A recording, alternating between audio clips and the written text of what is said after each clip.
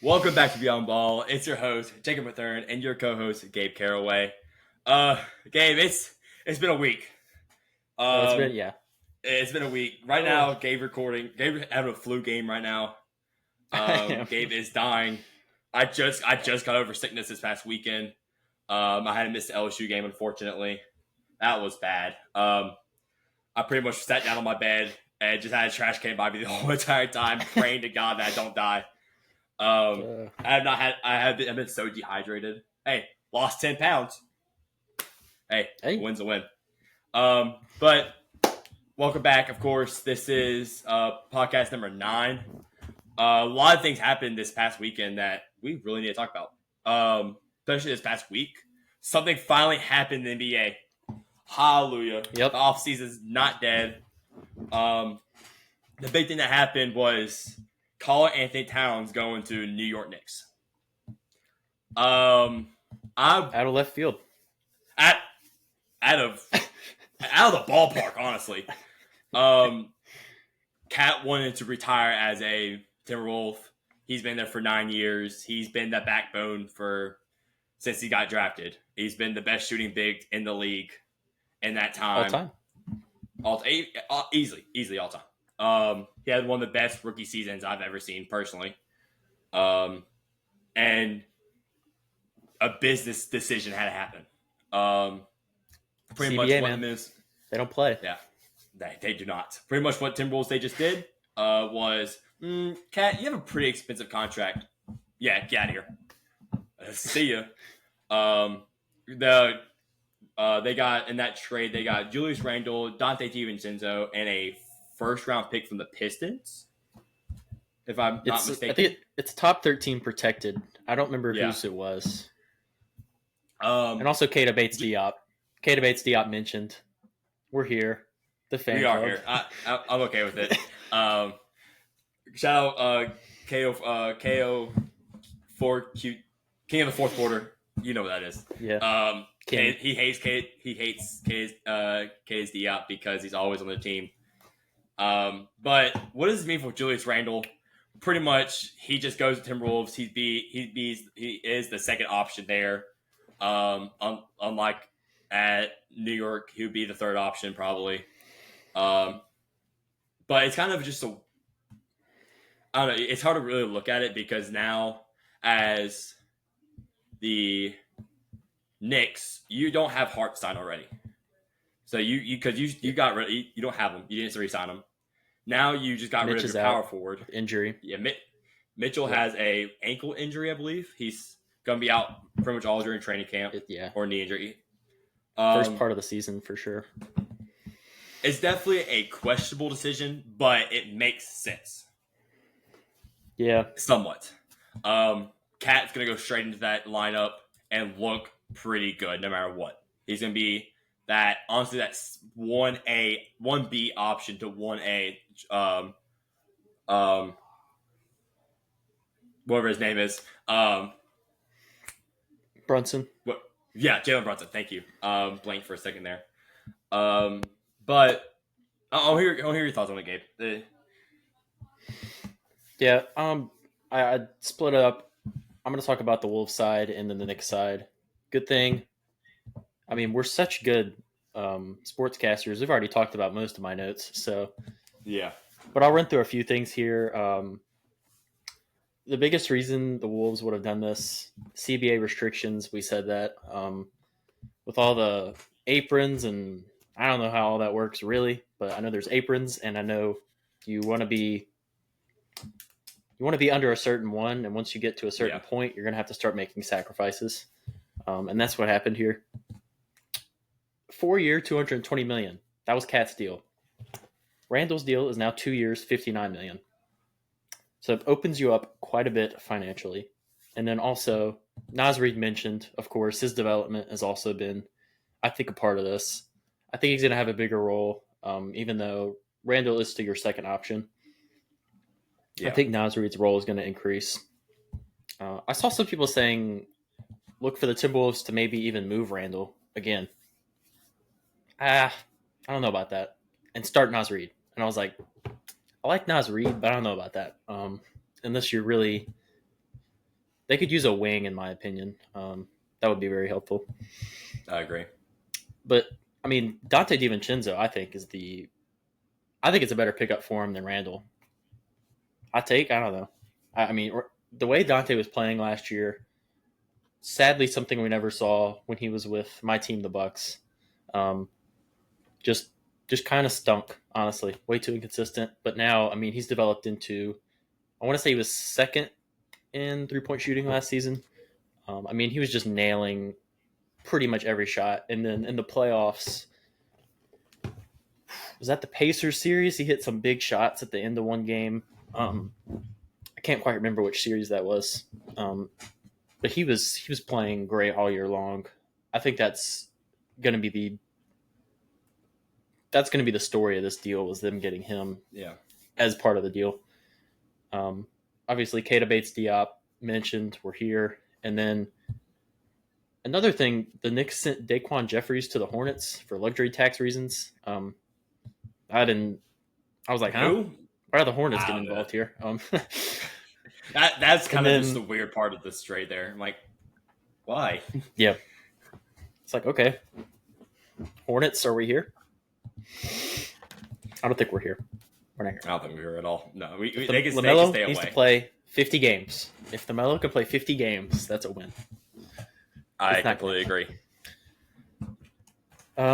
So KAT and Gobert, obviously the first season they didn't mix, I didn't think, all that well, but Randle and Gobert does scare me. Randle is not a floor spacer. I'm not going to let anybody tell you he is. I don't even know what his shooting percentages are from three. He's really a mid-post guy. He is a creator. He's a secondary creator, which is something they needed. I think this is going to help their bench lineups, who were kind of stinky last year if Edwards wasn't on the court. I just think KAT, I don't know if he's necessarily a creator, I wouldn't say, on offense. I think he was more of a beneficiary of having Edwards be the main creator. So Randle's going to give you a little bit of that. Now, is he going to be efficient and stay healthy? Those are things I can't answer. We're just going to have to see how that goes. And then I'll move over to the Knicks side. KAT, it gives you a bigger body to play some of the bigs in the East. Giannis, Embiid, obviously. Even Porzingis, I guess, when you're playing the top teams in the playoffs, he is going to be their big. Obviously, he's injured himself, and he'll probably get injured again 3 times throughout the season, because that's kind of just what he does. But KAT is a bigger body. Minus like one series in the playoffs, he's really never been good on defense. I believe it was one series against the Nuggets that he actually played pretty well on defense. I don't expect that to become a consistent part of his game. He's just kind of what he is on defense, which is a liability. And then the loss of Dante is going to hurt the depth in the Knicks more than people think. It's just one player, but, I mean, you gave up 2 to get 1.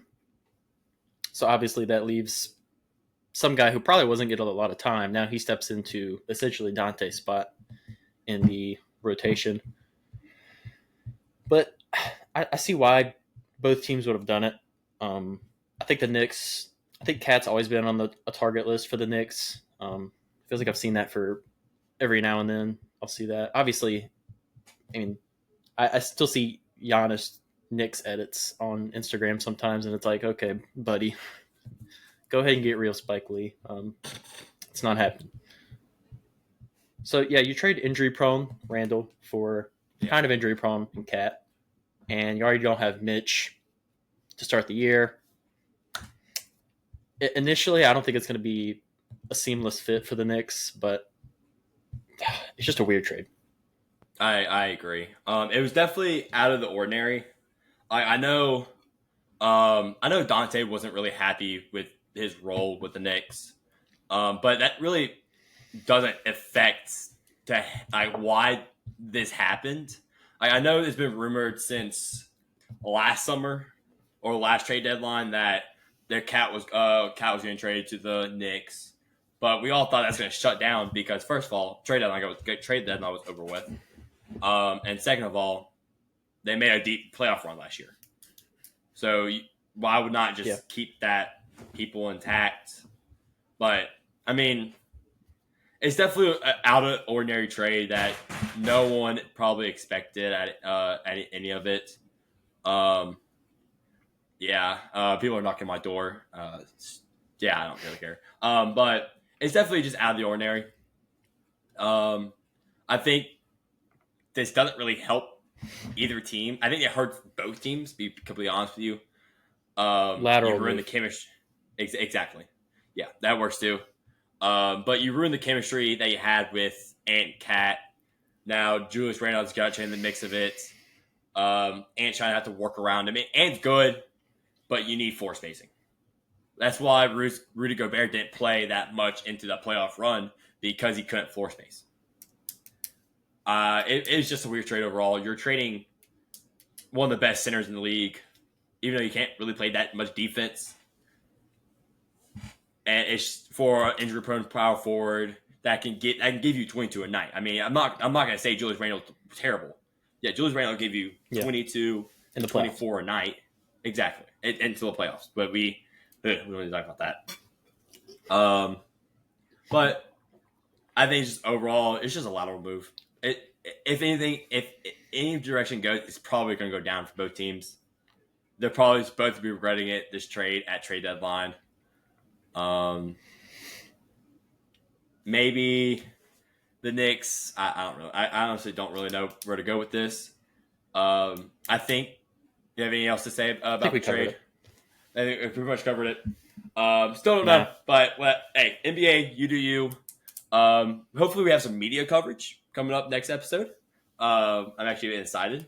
We should be. I'm really excited for this NBA season because Pelicans look good for once. Jonathan Murray's gonna bring a lot to our offense, and for once, I can probably be happy. Yay! So let's just go straight to this. Let's just go straight to this weekend.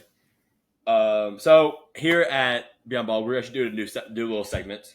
Obviously, we have our separate player of the week list, but now we're have a overall player of the week. This week, I mean, it's obvious. This dude has 859 combined yards over 4 games. This hasn't happened since Melvin Gordon. 13 touchdowns. And 30 touchdowns. This hasn't happened since Melvin Gordon. And we also saw how much of a dog Melvin Gordon was. Oh my gosh, that was Wisconsin legend. To warm my heart when I used to watch him growing up. But obviously, the overall player of the week this week, bro, man, my heart's being happy right now. I'm just going nostalgia. This week, the overall player of the week for Beyond Ball is Ashton Jeanty of Boise State. He rushed for 26 carries, 259 yards, 4 TDs versus Washington State. John Mateer did not look good, so the white Michael Vick can finally shut down. Protection sucked, and receivers are bid. But overall player of the week, Ashton Jeanty. It's kind of obvious. And now I'm gonna go straight into my list right here for my player of the week. This guy proved me wrong. I'm so happy. The Heisman Heisman front running, Alabama quarterback, Jalen Milroe, my dog. The quarterback prophecy is true, baby. 27-33, 374 yards, 2 touchdowns, 1 interception. Whoopie doo. 16 carries, 117 yards, 2 touchdowns, all versus number 2 Georgia. Gosh, what a game! Oh. We'll talk about the game in a little bit, though. And then next person I have here is Duke running back Star Thomas. What a name! 30 carries, 166 yards, a touchdown with 2 receptions, 45 yards, and a touchdown, all versus North Carolina. If I'm not mistaken, he was actually both their touchdowns. And then here I found a tight end, Bowling Green tight end. Shout out Bowling Green. Harold Fannin Jr., 12 receptions, 188 yards, 2 touchdowns. I actually watched a little bit of film on this guy. He's a dog. He's a low-key pretty much dog. And fine, I'll go ahead and say it. Colorado cornerback / wide receiver Travis Hunter, just a measly 2 tackles, which is okay. But that interception that he did, It was beautiful. It looked like me out there playing linebacker. He plays flat zones. He's one of the best corners I've seen playing flat zones. I completely agree. Like I don't think he's the best at main coverage, but he looks like me. He's just, well, he's so. He kind of looks like me. I'm not gonna lie. I taught him everything he knows, low key. And then he had a pass deflection, but he had 8 receptions, 89 yards, a touchdown versus UCF. This isn't his best game, but obviously we can't really leave him out because the interception was just too cool. And then of course for the memes, I had to do this. Y'all, last week I found a kicker from Buffalo. This week I have another kicker, Miami, Ohio. Dom Dizibian? I don't know. Dom D, 3 for 3, long of 47, 2 for 2 with extra points, and hit a 43 game winner to beat UMass. Wow. Cool, I guess. Yep. UMass. I would imagine that this guy was probably in contention for your list. I know you were big coming into the Kansas State Oklahoma State matchup. You were a big fan of his. It's DJ Giddens. I mean, it's just a dominating performance by Kansas State that we're going to talk about in a little bit. He had 15 for 187 yards, touchdown, and then he had some receiving yards. So he went 202 total yards of this game. Just looked unstoppable. Oklahoma State's defense continues to amaze me with how bad they are. And then I got to watch this man play in person. When he took that, I want to say 73-yard catch on the first play of the game against South Alabama. Death Valley went crazy. It was so loud in there. And then the very next offensive play that we had, he took a rush down to the 1, and Caden Durham, true freshman, should be All-American contention if we just get him the ball more. But these games continue. Had a big game against South Carolina a while back. 7 for 128 on the ground with a touchdown. And then he had 3 catches for 89 yards and a touchdown. I mean, he's the best running back we have in my mind. And I'll move on to I do have a couple defensive players. I really have I don't have any quarterbacks this week. Wow, that's actually a first for me. That is a first. But my first defensive player, I did not get to watch this game. I heard it was cinema, but I was stuck in traffic, banging my head on my steering wheel. From the Oklahoma-Auburn matchup, Kip Lewis, linebacker, 4 solo tackles, a tackle for loss, and then the interception, I believe it was near the end of the game, for 63 yards, pick 6. And then moving on to my second defensive player, it is a Colorado Buffalo, Cameron Silman Craig versus UCF, had 5 solo tackles, a pass deflection, and then had a 95-yard fumble recovery touchdown, which is a very long way to run. I actually meant to watch the play. I didn't get a chance to yet. UCF moment, if I had to guess. And then from the UConn Huskies football mentioned. This will be the only time on the podcast that they are probably mentioned. Receiver Skylar Bell, he had 6 catches, 153 yards, and 3 touchdowns versus the Buffalo Bulls. A great performance by him. Probably their whole offense. I meant to look at the total yards for their offense versus what he had. Probably 95%. It's UConn, so that's all our player week list. We're going to go straight into week 5. This one really wasn't that entertaining compared to last week in my eyes, but there was some entertaining games. So let's start with Friday night. Virginia Tech went to Miami, and I'm not gonna lie. This game, we say it a lot this time on podcasts. The game was cinema. Plain and simple. it was cinema. The game was fantastic. They had Cam Ward actually kind of scrambling for his life a little bit, but he's kind of just really nonchalant with it. So cool. Yeah. The big thing was Virginia Tech was robbed. That I didn't really get a chance to watch a lot of this game because I think I was doing something that Friday night, and so I didn't get a chance to watch a lot of the game. But I do know that Virginia Tech's running back Bayshul Tutin, what a name! I had a pretty big game. Right here it says 19 carries, 141 yards, and a touchdown. But shout out to him. Shout out to Kyron Jones.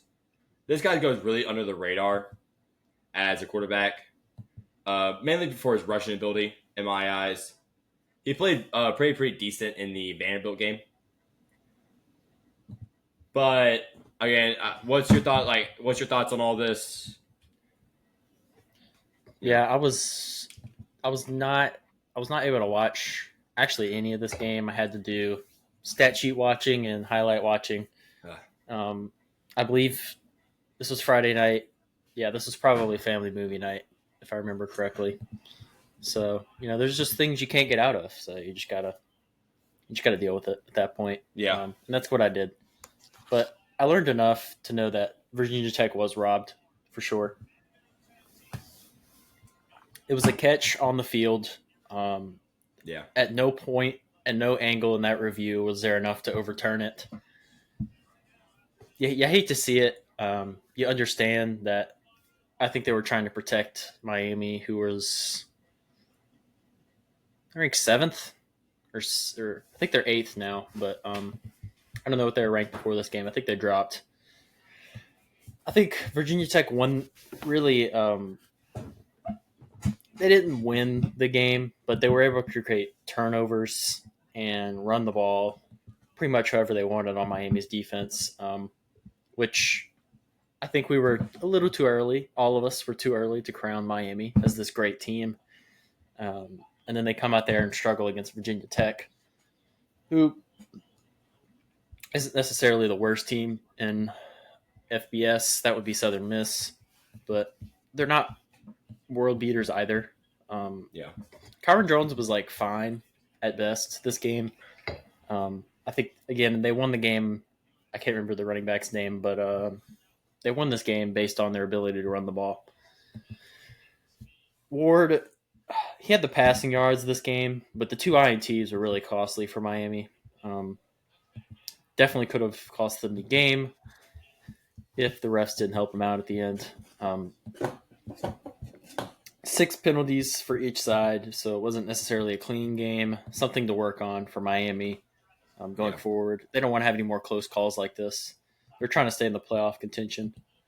Of course, they could just win the ACC. I'm trying to think of anyone else who's going to compete with them, really, in the ACC. Clemson, that's really it. Yeah, I guess Clemson. Clemson's kind of bouncing back. Yeah, hey, well, I'm going to talk about it in just a second. I'll talk about it in just a few minutes. They're kind of bouncing back, I'm not going to lie. But neither O-line looked great, in my opinion. It's just, you hate to see it, You hate to see it. I love a good upset, and this one could have been a cinema upset. Yeah. Especially on that play. It's upsetting, but we move, We move. We did get an upset. In our next game. Speaking of upset, I'm glad you said that. Actually, we did get an upset. Great transition. I gotta lie. Speaking of upset, gosh. So in the mix of all me dying, I was on Saturday. I look. I wait. I die. I look at this game and I see Kentucky staying in this game. I'm thinking, yeah, Kentucky's probably gonna lose. I throw up some more, and I fall back to sleep. I wake up 3 o'clock. It was about 3:25 when I woke up. I look at my phone, dazed out of my mind, ready to throw up again. And I look, and I see Kentucky beats Ole Miss. I'm like, where did that go from? Thank you, Kentucky. Thank you, I guess. Like I said, I was dying in this game, but I did get to watch the highlights because obviously I need to know what the heck happened and how they upset him. I just want to shout out Brock Vandergriff, my fault. So that's why you're a 5-star recruit. This is why you're supposed to be next up at Georgia. Obviously, Carson Beck came in better. But I'm going to move away from Kentucky because Kentucky, their offense wasn't the greatest. Their defense is what carried them. It's happened all year. But Ole Miss. Except South Carolina. Ole Miss. Oh, Ole Miss. Let me talk to you for a second. I'm giddy. I feel great. Thank you. Yeah. Jackson. I was tired of this Jackson Dart Heisman hype playing Furman and Georgia Tech. Yeah, true. I will go ahead and give my flowers to Trey Harris. He was doing everything he can to get open and get the ball down the field. But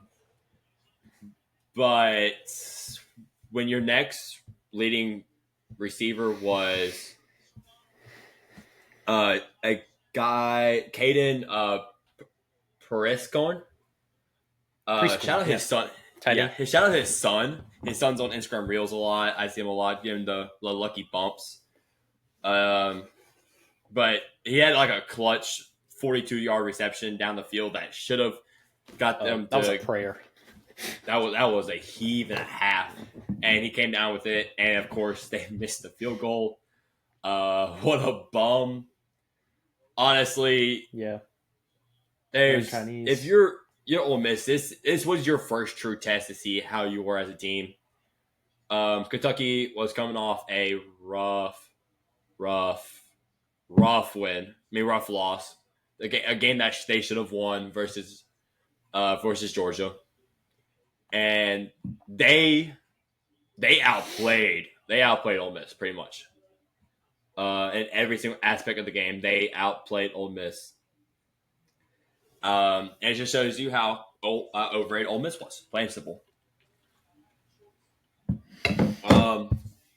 Jackson Dart didn't have a bad game by all means. I think he was a little too conservative. Yeah. But I completely agree. The Lane Kiffin's play calling was absolute doo-doo. Absolute doo-doo, actually. Yeah, that's all I have for it. I think I don't know if we were necessarily ragging on Kentucky after the Georgia or really just the whole season. They're a different team than when they got absolutely demolished by Lenore Sellers in South Carolina. Put up this same sort of fight against Georgia, and this time we're able to come out on top. The turnover in the red zone by I don't remember if it was Trey Harris for Ole Miss, but that corner came up, gave the hit. It was basically a stop. I'm trying to remember what that route's called, but it was basically receiver caught it at the line of scrimmage, turned, and then the corner was right there, hit him, ball came out, and Kentucky's got the ball. Didn't end up getting points. Kentucky did punt it back to him, but you just lost yourself 3 points. The same 3 points that you missed to win the game by turning that over in the red zone. The Ole Miss offense was not good. 1 for 10 on third downs. Yeah. This is a good Kentucky defense. This is not a hold you to 1 of 10 on third down Kentucky defense. Sorry. The offense wasn't elite for Kentucky by any means, but there was a couple big third down conversions, and Vandegrift sprinkled in some really good throws. There was one down the sideline late in the game. That was an absolute rope to I can't remember the receiver's name, but that really broke open that drive for him. It was kind of the start of the end for Ole Miss. So yeah, the turnovers for Ole Miss. Dart was, I guess he was fine. I was told he was a Heisman candidate, so I expect better stats than these for sure. The play calling, we mentioned it, was not good.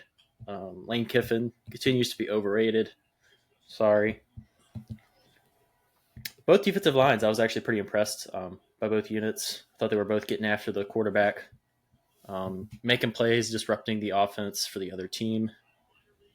And then not like the worst, not like Ohio State, Georgia, bad missed field goal, but a pretty bad miss by Ole Miss's kicker that would have tied it. And I would have been here for an overtime session. Not gonna lie, I would have missed to lose, but man, I would have loved an overtime session. That would have been so great. But I mean, just look into the future here. Ole Miss is going to South Carolina, who is coming off their bye. We're going to see how they look. I don't know if Lenore Sellers is back healthy. Haven't really checked on that. And then the next weekend during my fall break, it's going to be great. Got the weekend off. Get to watch Ole Miss play in Death Valley. It's going to be great. We're going to figure out if Ole Miss is like that. We're going to figure out if we are like that. LSU in 2 weeks. Yeah. They're going to score 50 points probably because our defense really isn't that good. Shout out this weekend's performance against South Alabama, though. Held South Alabama way in check, like 10 points, I want to say. I don't know. I was too busy we're going to see if they're for real. Yeah. That's real. See, now, this next game, I was able to watch from start to end. Oklahoma going to Auburn, going to Jordan-Hare Stadium. This game, this was a great game. Michael Hawkins Jr. is him. Dude's a true freshman, out with his top 5 receivers. If I was analyzing Michael Hawkins, I would have been absolutely, like, my hands would be shaking every time I try to catch that ball. But knowing you have Peyton Thorne on the other end, I think you would have a lot of hope. Speaking of Peyton Thorne, all right, I'm going to say this. He did not have a bad game. Rare. And then he threw an interception right to the linebacker. I was like, I just praised you for not having a bad game, and then you do that. Funny enough, right when he threw that interception, I threw up right after that. It was pretty perfect timing. Took back for a pick 6, and then Auburn got stopped, and Oklahoma drove all the way down the field. 2-point conversion. Michael Hawkins Jr. absolutely laid his body on the line.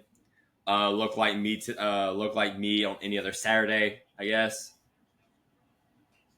Honestly, there's not much to talk about the Oklahoma offense. They kind of got shut out for most of the game. I'm gonna be completely honest with you.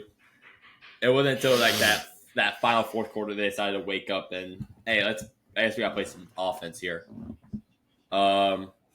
Now Auburn's offense was hitting on all cylinders for the most part. Peyton Thorne, 21-32, 338 yards, 3 touchdowns, and of course the pick at the end. But like I said, he did not have a bad game. His efficiency was 179, which is pretty darn good. Shout out Jaquez Hunter. He had 17 carries, 97 yards, no touchdowns, but he was pretty much bulldozing everybody. And then in the talks of Jeremiah Smith, Ryan Williams, you also forgot that guy that's in the middle of actually their wide receiver class between them two. It was Cam Coleman. Had a pretty good game. 3 receptions, 82 yards. Had a 42-yard bucket catch more towards the end of the game. It was looking pretty nice. If Auburn, I'll be mad at yourself. If I was Auburn, I'll be mad at myself because you're the one that lost the game. Oklahoma did not win it. You lost it. Play calling was bad towards the end.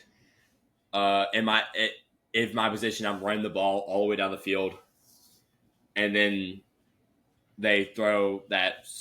I don't know what concept it was. It was bad though. It was bad. Oh my gosh, so bad. So bad it made my sick self barf. Plain simple. Yeah. Actually, didn't. I got to watch the first drive, I believe, and the rest of this game I was not able to watch, unfortunately. So I wanted to let you do most of the analyzation of this game because this was one that you actually got to watch and you weren't halfway dead during. So OU's pass defense continues to concern me. Peyton Thorne kind of looked great. Low key looked great. Not gonna lie. Yeah, he looked good. I don't like to really praise good. Peyton Thorne. Yeah, I don't like to praise him a whole lot because I don't know how good he is, but he had a good game today, or not today, Saturday. Time of possession was won by Auburn by about 11 minutes, which is kind of surprising. I was really thinking OU was going to have more control of this game, even with Michael Hawkins. I just liked how he looked running the offense last week. And then, I mean, obviously the turnover by Auburn that was returned for a touchdown. I mean, that's going to be the difference in you losing games most of the time when that happens. I thought OU's defensive line played pretty well. It's kind of a messy game penalty-wise from what I'm seeing here. But yeah, just kind of honestly impressed by Auburn putting up this fight. Even if, Peyton Thorne had a Peyton Thorne moment towards the end, which kind of sold them. But I mean, I know it was a different quarterback, but this looks like a different Auburn team compared to the one that was in the absolute stink fest. That was the Arkansas game from like a week or two ago. That was maybe the worst game of the year up to this point. So, yeah, impressed by both teams. Little things here and there that lost the game for Auburn, though. Cam Coleman, though, shout out for sure. He's a dog. He's a dog. Kind of scared. I'm scared of this whole entire wide receiver class. I'm not gonna lie with you. Of course, we'll talk about Wyman Williams in a few minutes. The one we want to talk about is Jeremiah Smith. He's really starting to quietly go under the radar, as he's the best. He's the best wide receiver out the class. No disrespect to Ryan Williams. I love that what he's doing at 17 years old. Makes me feel old, and I'm only 19. It makes me have arthritis. I think it's just OSU hasn't played anybody yet. I think that's part of the issue. That I completely agree. Like Michigan State. He had that snag, that one-hand snag. Oh my gosh, that was cold. I'm not gonna lie. But we're just gonna move on here to this Arizona-Utah game. So I'm not gonna lie, did not know this game was happening until I got a text from Gabe while I was dying. We talked about this last week. I know it was going on, but like I didn't know like the game was currently going on. I was kind of in a daze. I was kind of half asleep during most of the day. I'm gonna be completely honest. I kind of was just like this on my beanbag chair most of the day, just waiting for God to just take my soul out of my body and just give it to wherever it belongs. But Arizona fans, we're here. They go to Utah, beat them 23-10. No, Fafita did not have that good of a game. Quentin Cooley did 14 carries, 72 yards. It was just more of Utah just couldn't really do anything. Isaac Wilson's still a freshman, and it showed. It showed. 20 for 40, 280 yards. One touchdown to 2 interceptions, 10 carries, negative 9 rushing yards. I mean, if it was the other guy having a bad game, whatever his name is, as I'm blanking again, Cam Rising having a bad game, I would say go get ready to learn LinkedIn, buddy, because bro's like 49 years old. Yeah, but I'll give Isaac Wilson a little pass here because he's a freshman. But I guess for right now, go get a part-time job, buddy. You're going to need it.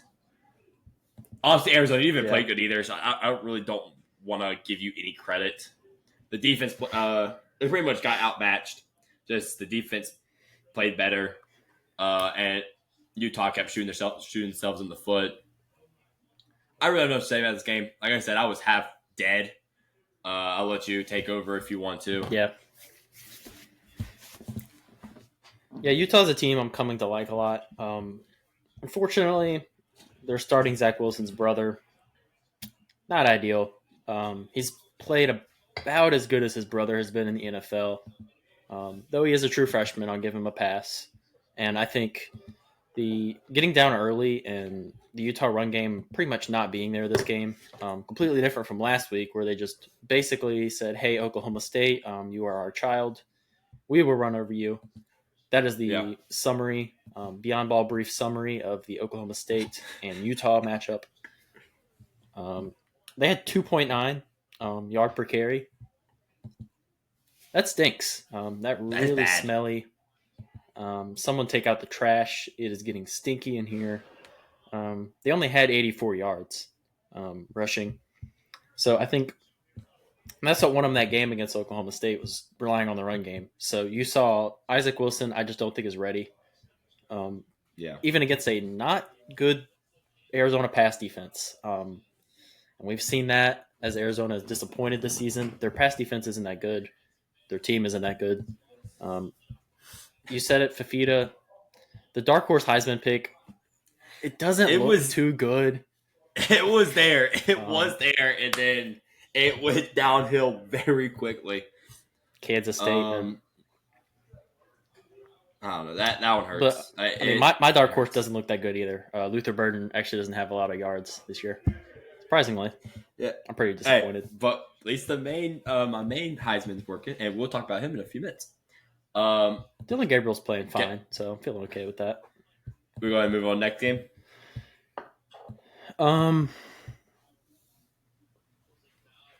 Wait, hold on. Just because I love me some bad O-line talk. 3 sacks, 7 TFLs allowed against Arizona's defense. A bad Utah O-line game, just bad. And they dominated against Oklahoma State. Completely different story this week. And I think that's it. That's it. But yeah, Utah, get better. Plain and simple. You should not be losing to Arizona. Cam Rising. They need Cam Rising. Cam Rising, get better, please.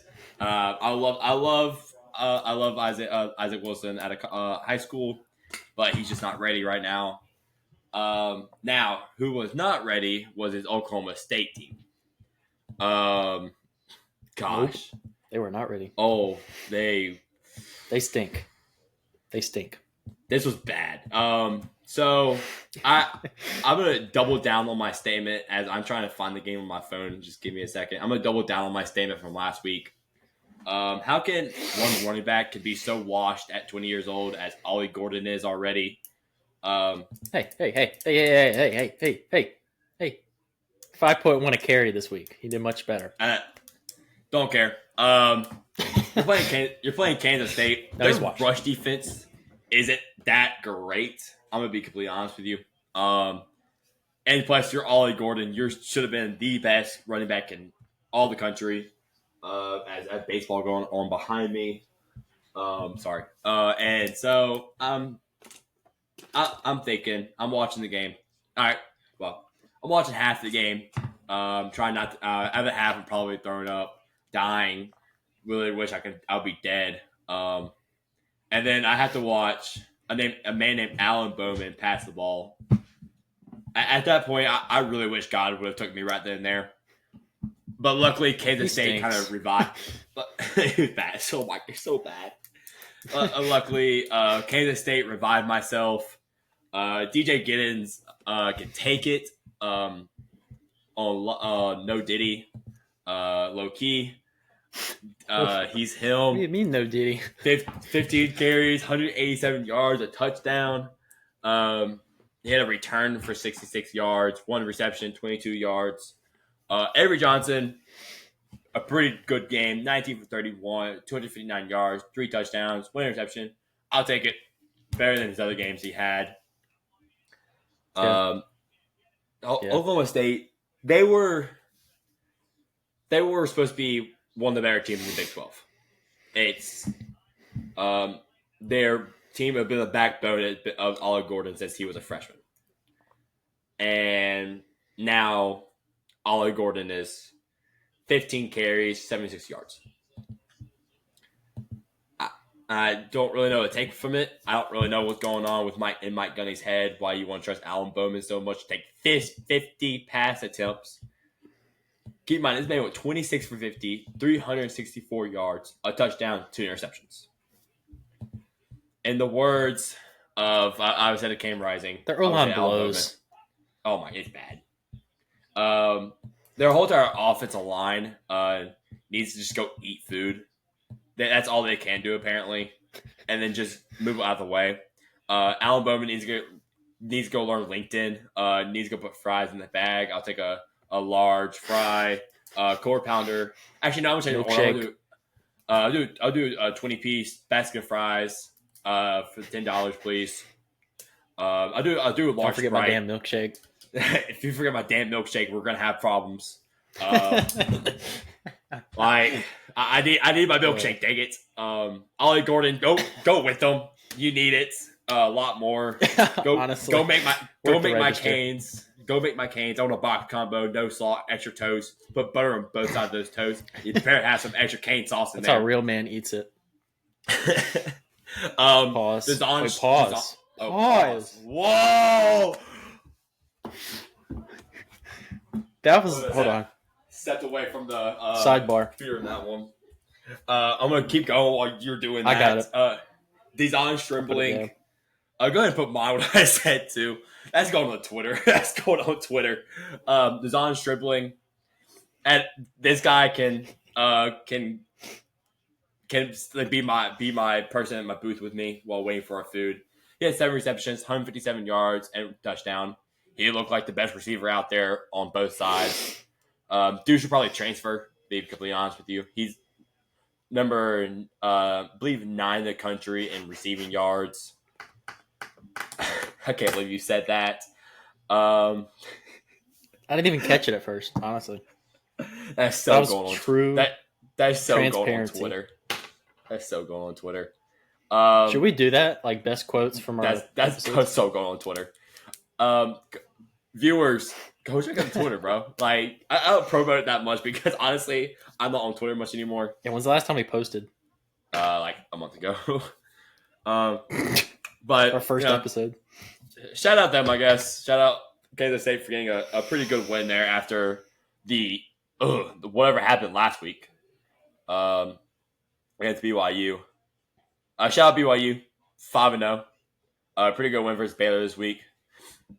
But yeah, I didn't say on this game as well, and hopefully know whatever you just said.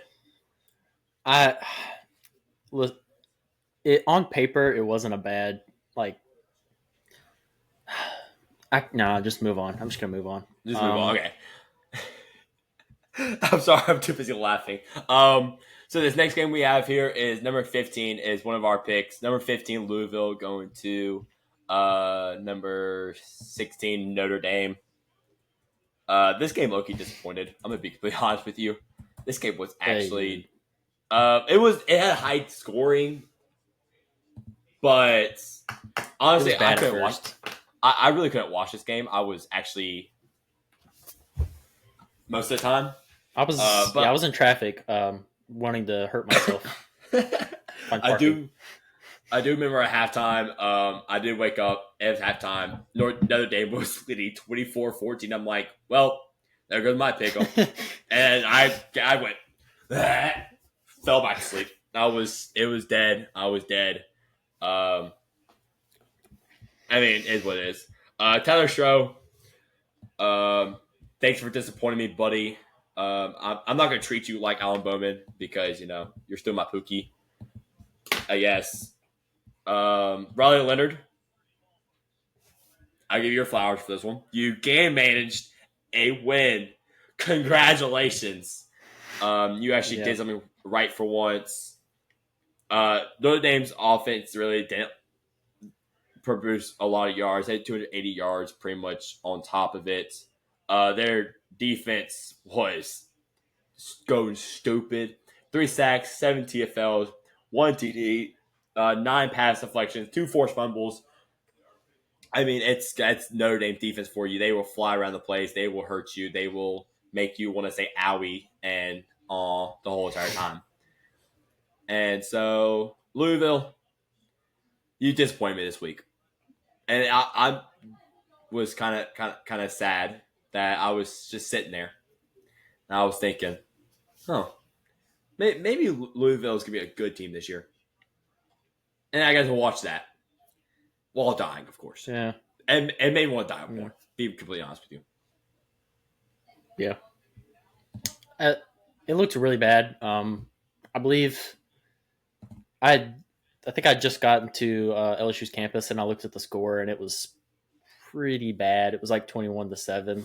I want to say. I believe that was the first quarter. They went up big. I was like, well, crap. I guess Louisville's going to get their back blown out. They fought back towards the end. They made it semi-close, but I don't know if the game really was that close as the score ended up being. I mean, we knew Notre Dame's defense was them. No questions asked. Yeah. We knew that. Forced the first INT of Tyler Show of the season. And then you read all the others, so I will not do the same. But they had an impressive game. The offense, it's not going to win them games at this point. It's just kind of the unit that they are. Riley Leonard, he was efficient and played smarter, I think, than we've seen so far this year. And then, if nothing else, you just need decent enough offense that your defense is going to win you most of your games on your schedule. Not a lot of yards, but 2 passing touchdowns, and then 13 for 52 on the ground and a touchdown for him as well, which is kind of that dimension that he brings to your offense. Now, for Louisville's offense and just Louisville in general, the O-line got beat in the trenches this game by Notre Dame. Not totally surprising. The talent difference there is probably pretty substantial. Louisville's defense, they forced 2 forced fumbles, but they actually didn't. I would have thought they would have got an interception off Riley Leonard the way he's been playing this year. They did not. But still being able to force 2 forced fumbles is pretty good. They just got down way too early. Yeah. Like 21-7. It's just hard to come back from that against a defense like Notre Dame has. Jeremiah Love surprisingly did not have a great game, but had a 32-yard touchdown catch in the pass game. Running-wise, 11 for 34. Not going to put you in the College Football Hall of Fame. Would have expected a bigger game from him, but credit to the Louisville defense there. They're not a horrible team, and I believe they're still ranked, but that's disappointing. That would have been your signature win on the year up to this point. Yeah. Disappointing, just like you said.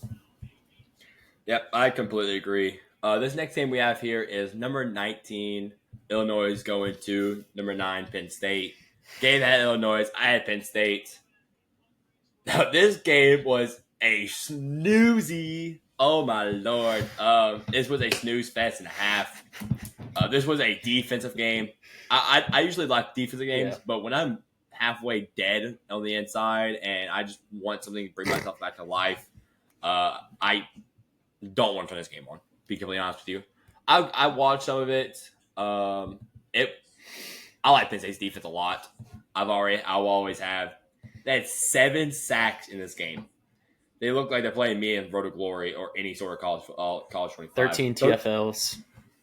1 interception, a forced fumble, had 3 pass deflections. Luke Ottmeyer was in shambles, low-key back there, running for his life. Drew Aller, my fault, was chilling. He was managing the game. Proud of him for that. He knows his role at this point. Nick Singleton and Katron Allen was going stupid. Nick Singleton had 16 carries, 94 yards and a touchdown. Katron Allen had 18 carries, 102 yards and a touchdown. They could not stop the run. Illinois was in shambles trying to, and that's pretty much what lost them the game. They couldn't get their run game going, and they fell behind, and they had to try to pass out of it. And at that point, Penn State defense can just go into 4 down linemen and just go rush quarterback. Yeah, I mean, it was the running backs that clearly win this game. Aller, he's had a good year, but they just didn't need him to win this game. Really, didn't really impress a whole lot. But you take wins like that when you don't have to have your quarterback backpack your team, especially when you have those men in the backfield. Nick Singleton, one of the best running backs, hasn't had the best year so far, surprisingly, but one of the best running backs. And then Katron Allen. I mean, that 1-2 duo was really killing it, Illinois. I was really high on Illinois' defense, actually. I thought they'd been a little bit opportunistic, maybe giving up some yards, but really could not stop the run. Illinois' rushing actually was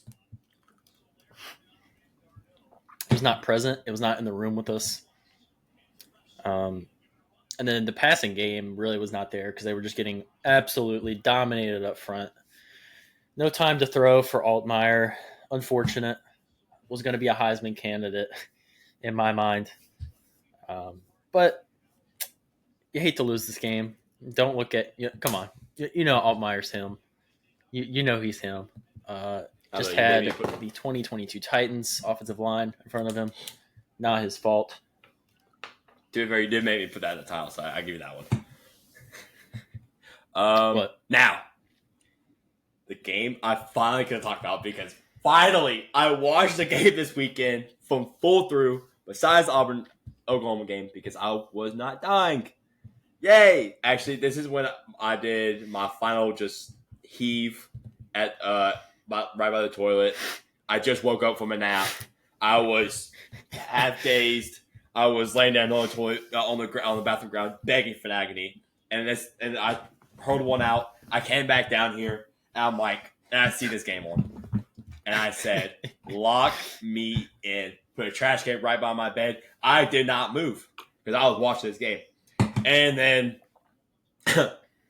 Georgia, Alabama, obviously the game I'm talking about, and then Georgia goes down 30-7 at halftime, and I'm like. So I locked in for this to happen, for Georgia to be down so much after I hyped them up. And then the third quarter happened. They were down as 33-15. I'm like, there's no way they come back. And then they took the lead at the fourth quarter. It was 34-33. I was like, there's no way my pick somehow hits out of the complete other side of the earth. I ruled it out. I ruled out myself as a loss at that point. I'm like, yep, hey, this was a good loss to have. And then Ryan Williams does the thing that Ryan Williams does. Obviously, you've seen it all over different other media. He's 17 years old. He's a dog. Dude makes me feel old, and I'm only 19 years old. I mean, it looked bad at first, and then it turned into the game of the year. Carson Beck. I've been waiting to say this the whole entire Here we go. Carson Beck. So, I had you as the number 1 rated quarterback in the NFL draft all year. All last year. I was like, this man, he's going to come out. He's going to show out. He's going to be Heisman winner. He's actually one of the Heisman finalists.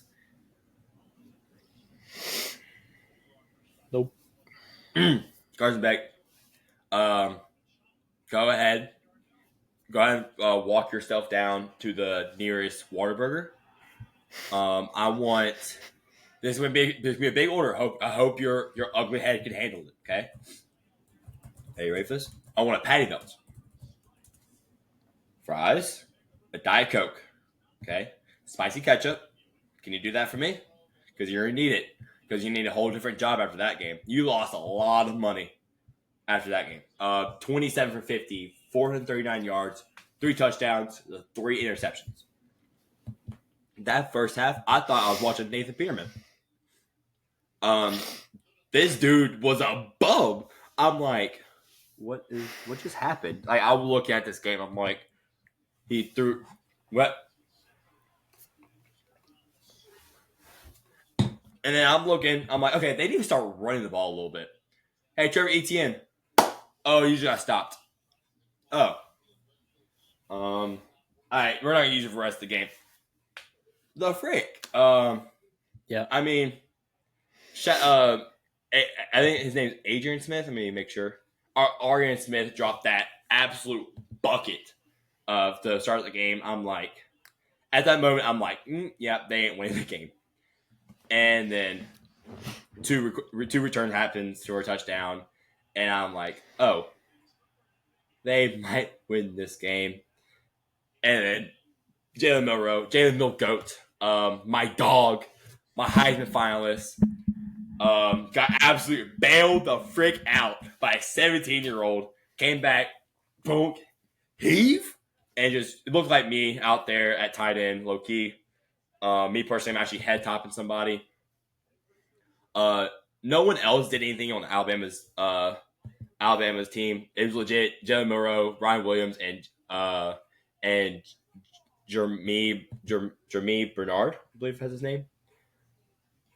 That's pretty much it. They from the running back had Jamarian Miller, their starting running back, at 5 carries for 8 yards. Yeah. And then the backup running back had 6 carries for 35 yards. Oh, yeah, word.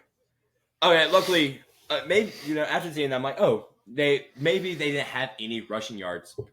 And then I look at my goat, my sunshine, my light of day, Jalen Milroe, 16 carries, 117 yards, 2 touchdowns, and I'm thinking to myself, man, he's about to torch LSU.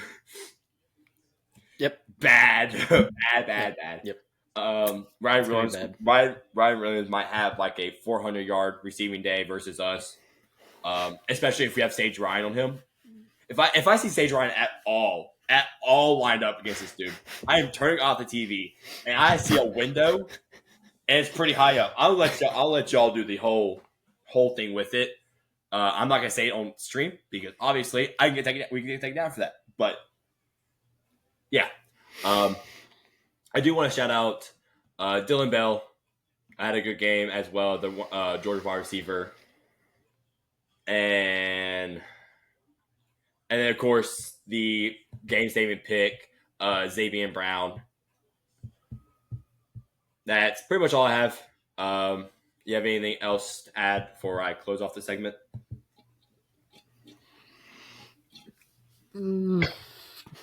Where is the defense? Yeah, there was none. Over 1,000 total yards combined.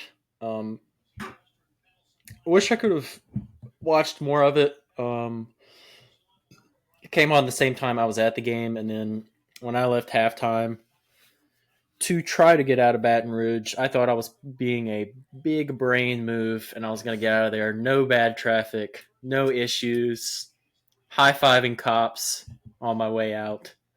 None of that happened. It was really more like pain and misery, from what I remember.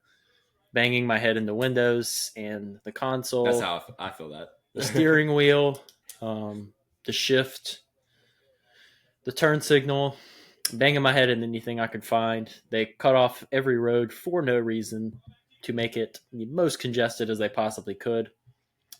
And XM did not work, so I could not get the game. So I just had to... When I got home, there was about a minute left, and all the exciting things had already happened. So I was very disappointed I didn't get to watch this game. But Beck was terrible. No way around it. Pretty bad. Pretty terrible. Any other negative adjective you want to use, I'm okay with it. 439 yards. You might think, okay, 50 attempts, 3 interceptions, and a lost fumble, a very bad lost fumble. Yeah. Looked like the Tua fumble from the 19 LSU game. Ooh. Where you just kind of decided, all right, I'm going to put the ball on the turf. Here you go. No sacks by Georgia this game on defense. Kind of surprising. and then got absolutely run over by Milroe. I mean, he was just absolutely killing him on the ground. Yeah. Going to be, like you said, a little bit of a preview of the LSU game, where last year we couldn't stop him running the ball, even though we know that's what he does. That's why he's going to get an NFL draft pick. It's going to be even worse this year when we play him. Don't even want to imagine it. Like you said, Ryan Williams, he's going to have a record-breaking game against LSU, probably. Had one of the best, that was one of the best game-winning touchdowns I've seen. To adjust like that, absolutely bailed Milroe out, like you said, on that throw. And then, there were penalties all over the place in this game. 16 total for 140 yards between the two teams. Man. In Georgia, we knew that coming in. Georgia had some penalty issues. I believe we mentioned that against the Kentucky game. They had quite a bit. So, seemingly carried. I don't know how many they had. Forgot to look. But I think really it was how good the Alabama offense looked compared to Georgia's defense, which you already had a little bit of concerns for. I thought Alabama was going to run the ball better with their running backs based on the Kentucky game that Georgia had. But nope, they just decided to let Milroe do all the winning for Alabama. But it was cinema. It was cinema. He had to watch it through highlights, but it was cinema. And because I was at this game, I'll go ahead and lead into my very small go ahead. 5-note LSU South Alabama recap. Cade Durham is the GOAT. I don't hear anyone questioning that claim. Maybe the best running back in organized sports history. The defense actually looked great. We're actually a reason we kind of won this game. That hasn't happened in like 3 years. 4 years probably. Nuss still made some head-scratching plays. Had 2 picks this game. Neither of them were great decisions by him. Yeah. So that's a bit concerning, but that's always been something with Nuss. He's going to lose you games and win you games based on some really ballsy throws that he makes. And then fuck a man named Baton Rouge Traffic. Yeah. And I'll let you go from there. Yeah. I didn't watch this game. I'm going to be completely honest with you. I personally didn't want to because I was at the fact I wasn't going to be at the game. I would have been in those seats, and I would have been the happiest man alive because I was shoving glizzies down my throat. Instead, stuff was coming out of me. But I did watch the final interception of the Garrett Nussmeier. Bro, Loki just did not care anymore. Just threw a prayer. I'm going to be completely honest with you. I just remember, gosh. Sorry. I remember looking down at my phone for just a second, and I see the real app notifications. Caden Durham, 71-yard TD catch. I went, yeah, and just went back dead. Shout out Caden Durham. Dude is gonna save LSU football. Holland Berry's not gonna have a job when he comes next year. He might as well just not decommit now. I'll be completely honest with you. If I was him, Bryce Underwood. Right. I need him. I need it bad. It was a need. It might actually Bryce might sit for a year, let Rick Collins play for a redshirt year just to be sure. Just we have him for an extra 4 years. Probably not though. Bryce Edwards, him 73 touchdowns. I think he's gonna be better than Ricky and Colin Hurley the moment he steps on campus. I completely agree. And then I really have much to say. I didn't really watch a lot of the game. I was too busy dying. And just to end out the final segment, LSU, thank you for not keeping a close game. Georgia, Alabama, thank you for having a close game. Georgia, thank you for coming back to make it actual cinema. Auburn, you suck. I can't wait to play you. Oh, wait. We don't. Sad. Yeah. Ole Miss, I can't wait to play you. You're probably going to run it all over us and throw absolute 40-yard heaves. Hopefully our offense keeps up because your defense is stinky. And also shout out that tight end for Ole Miss. I see his on TikTok all the time. Also, actually, I don't know if I put it on the note at all. It might be later, but I'll just go ahead and get the pick'em record. We both went 2-2 this week. Yeah. I believe we sit at 9-6 each. Yes. I want to say in college football pick'em. Yes. So pretty good And then- week. I mean, Louisville let us down, but We'll talk about it. NFL. I'll talk about the NFL pick'em actually after we pick college football and before we get to pick NFL. And so let's just jump straight into NFL. I was recovering. This was a recovery day for me. I laid in bed all day, so I was able to watch college football all day. It was a great time. I actually enjoyed it a lot. I sat there, drank water. I drank probably about 2 gallons of water all day. Ate like 2 things. It was bad. I was dying. Sorry. And let's just go straight into Thursday Night Football, Cowboys versus Giants. Luckily, this game I have full recollection of because obviously I gotta watch it. I wasn't half dead. Cowboys, you suck. Plain and simple. I'm gonna be completely honest with you. That team is booty. They're butt cheeks. Yeah. Their whole team, besides CeeDee Lamb, needs to get a job somewhere else in life and stop making me watch this football team. Dak Prescott, you're a game manager. I don't think Dak's playing bad this year. Dak Prescott, you're a game manager. Say that again. He's not earning his money, but he's not playing bad. I completely agree. All right. He's game manager. Plain simple. It's been like that. He's not elite. Keep that. Rigo Dowell. Actually, like Rigo Dowell. We're going to keep it that one. CeeDee Lamb, you're a dog. Good. He's not really good at it, but I do like him. CeeDee Lamb, you're a dog. Honestly, that's the only people that were really contributing to this game. I'm going to be completely honest with you. Brandon Cooks. I can't find him. This dude was supposed to be the number 2 threat in that offense, that deep threat that you had with Michael Gallup. Bro's washed. No. Bro is done, fo. Go ahead and start putting my fries in the bag. Honestly, don't even do that. Just go home with your family. Go home. Go have a nice loving life. He could be a manager at a McDonald's, though.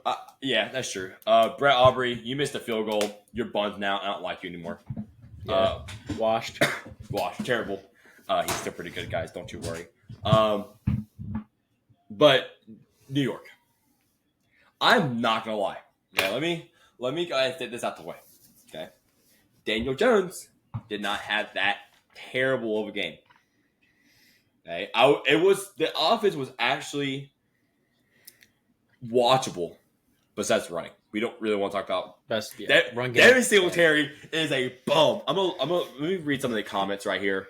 If I can find them. I gotta find it. And there was one somewhere. Hold on, please. No, I can't find it. No. Oh, here it is. F you. I can't pay my credit card bill now anymore. Real. I lost my parlay because of you. Now I can't pay for my house. Just stay out, gang. You don't look like you're hitting it anyway. That's a funny one.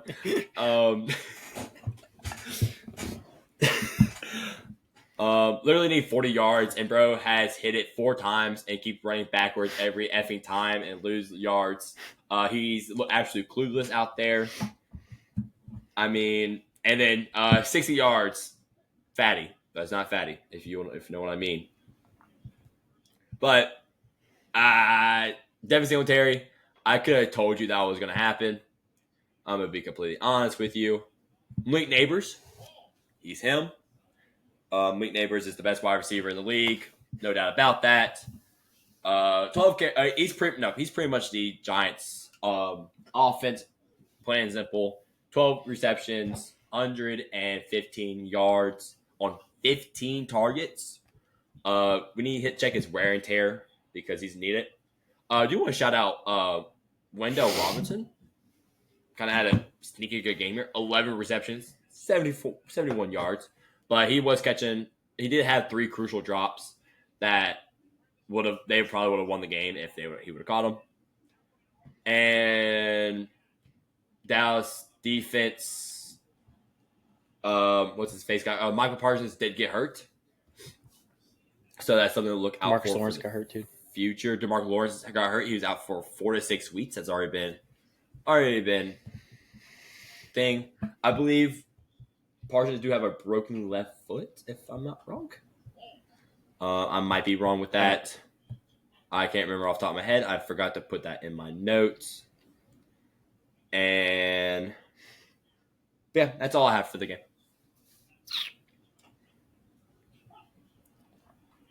I'll let you take over. I lost. Okay. Yeah, Daniel Jones actually had a good primetime game. Ultra rare, super duper rare, very rare. I don't know how many times I can say this. This isn't going to happen a whole lot. And then, I mean, really, it's Malik Neighbors on offense. That's kind of that. He pretty much is their offense. He's the engine. He's why they're in any game at this point. And you hate to see him go down on the last, I guess second to last drive with a concussion. I don't know if he'll be playing this week, but you hate to see it. He didn't have a lot of big plays this game. He was more of he was racking up yards just through some more shorter intermediate stuff. I think the Cowboys defense was really locked in on him, and that's probably why. Absolutely no push up front for rushing yards for the Giants. Nothing happening at all up there. I actually think Andrew Thomas played pretty well in pass protection against Parsons. I thought he was kind of sunning him most of the game. Yeah. When they were going against each other. And then to talk about the Giants edge rushers, a good Kayvon game, which is rare. Kayvon hasn't really lived up to it so far in his career. This was actually a good game for him. Brian Burns, what the heck? You have 1 sack in 4 games. And they gave you how much money? And they traded what for you? Just a Giants moment right there. Brian Burns has been very disappointing. Dak was efficient. He was a game manager for sure. Bounce-back CD game for sure. Deontay Banks was getting cooked by CeeDee Lamb. It was getting pretty bad, hard to watch, however you want to put it. I think it might be time to say Deontay Banks. It's kind of mid/not that good. I thought he played really well last year, though, but this season, haven't seen a whole lot that's good out of him. Cowboys offensive line, however, had a very good push up front in their rushing game, or at least a better push up front against a pretty good Giants D line. Not like world beating, but pretty good. They just don't really have a guy to run the ball though. That's their issue. They don't have anyone that's really explosive or home run hitting. The pass protection was iffy, to say the least. Tyler Guyton had a pretty rough game, I'd say, at left tackle. And then an insane penalty game. The Thursday night announcers were going crazy. There were flags all over the place, particularly in that second quarter, I want to say. There were flags flying everywhere. The Cowboys had 11 on this game. There was a ton of flags. It was getting very annoying. NFL moment. Cowboys defense is really concerning for me coming into this game. And I think they didn't do a whole lot to impress me. Daniel Jones was kind of slicing them up, not going to lie. Yeah. Malik was cooking whoever the heck they had at corner. Whether it be a couple times Diggs made a good plays on him, but then Malik would have his. So they were going back and forth. Thought that was a great matchup. The rush defense looked a whole lot better this week. They were probably the worst in the league. The Cowboys were for the start of the season. Now, it was the Giants' O-line and Devin Singletary, so Devin Singletary put the fries in the bag. Well, I think we're a anti-Devin Singletary podcast, I would say, if you wanted to put a genre on us. You've had some disappointing interactions with Devin Singletary in the past, fantasy-wise, to say the least. I don't know if we want to get too far into that because you might start yelling, but... I'm about to in just a few minutes. Don't you worry. Yeah, a good game for the Cowboys. Not a win you want to plaster up on every billboard in Dallas, or by any means. But at this point, you just needed a win. So, and then your time to cook. Wait, hold up. I don't have my hat with me today. That's how I feel right now as a Saints fan. That first 2 weeks was the best 2 weeks of my life right there. I was actually happy for once. And then Dad, how good were the weeks 1 to 2 New Orleans Saints? Did you see that meme? That's gonna be up here. Memes are gonna be back in the Saints segment too. Yes, I think we need to do that. And so they're gonna be right here. Yeah. No, I don't know. I call myself a dummy in the editing. So whatever the ones in the middle of us. I don't know where do I need to start with this one. This aggravated me. This game aggravated me a lot. Considering the fact, the Falcons didn't even score an offensive touchdown. I would throw that out there. That's my first. That's my first thing. Titans Bears recap right there.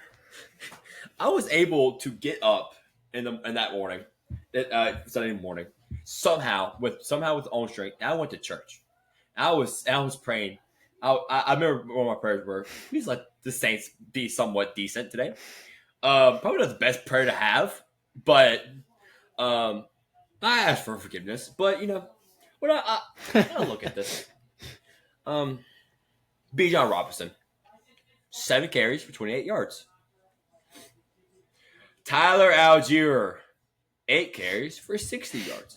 7.5 rushing average. It's the same damn thing every single week, every single year when we play the Falcons. No, don't get me started with the Chinese dude that they have, freaking Young Wei Koo. I'm thinking, whoa. We stopped them. Okay, hallelujah. I might not be jumping out my window. Plain and simple. 58 yards. He has never hit this a day in his life. And I'm thinking in the back of my mind, it'd be Saints faction. It'd be some Saints fashion that he hits this. I remember 2 years ago, he had 2 onside kicks against us, and we got both. They almost came back and win that game. And I'm thinking to myself, nah, he's not making that. He how his stance is, he ain't making that. And he lines up. And I'm thinking to myself, he might make this. And he kicks it. And I'm like, he's going to make that. Yeah. he could have made it from 62. And I'm like, well, open my window. I had someone who could hold me back because I was downstairs in the parlor, somehow recovering. I was drinking a lot of water, eating some sort of food, and I told them, I said, "All right, y'all see me in the news later." And they said, "Huh?" And they come grab me, maybe sit on the couch for about 15 minutes, and then they showed me Kyle Pitts' stat line. That made myself feel worse, actually. Kyle Pitts. Speaking of Kyle Pitts. This is supposed to be a second sentence. I'll get to it in just a second. Kyle Pitts. You're a pathetic tight end. I hate you. I bench Andrews for you, and you do this crap. I'm gonna go 1-3 because of Pitts. Out of all tight ends, I get you for fantasy. Hey guys, I think my app is broken. What is it? They just 0 catches. This guy ran for 1K his rookie year. Remember that. That's pretty much what just happened. This one right here. Job application. He's scared of it. Plain simple. Now, who needs a job application? Was actually our highest rated defender. Sorry, congested a little bit. Paulson Debo. Paulson Debo, you're almost an elite quarterback. You're this close. And then you have to guard Darnell Mooney, which I'm not gonna lie, Darnell Mooney's a good raw receiver. And then final seconds of it. You let him beat you. And you're thinking to yourself, yeah, let me just suplex the frick out of him and make sure he dies and so get called a PI on me to set up a 58-yard field goal. it just ruins the complete great game that you had. You had 10 tackles and an interception and 3 pass deflections. And I'm thinking, we might have another good quarterback. And then that happens, and it made me flash back to every single Saints memory that happened that was bad.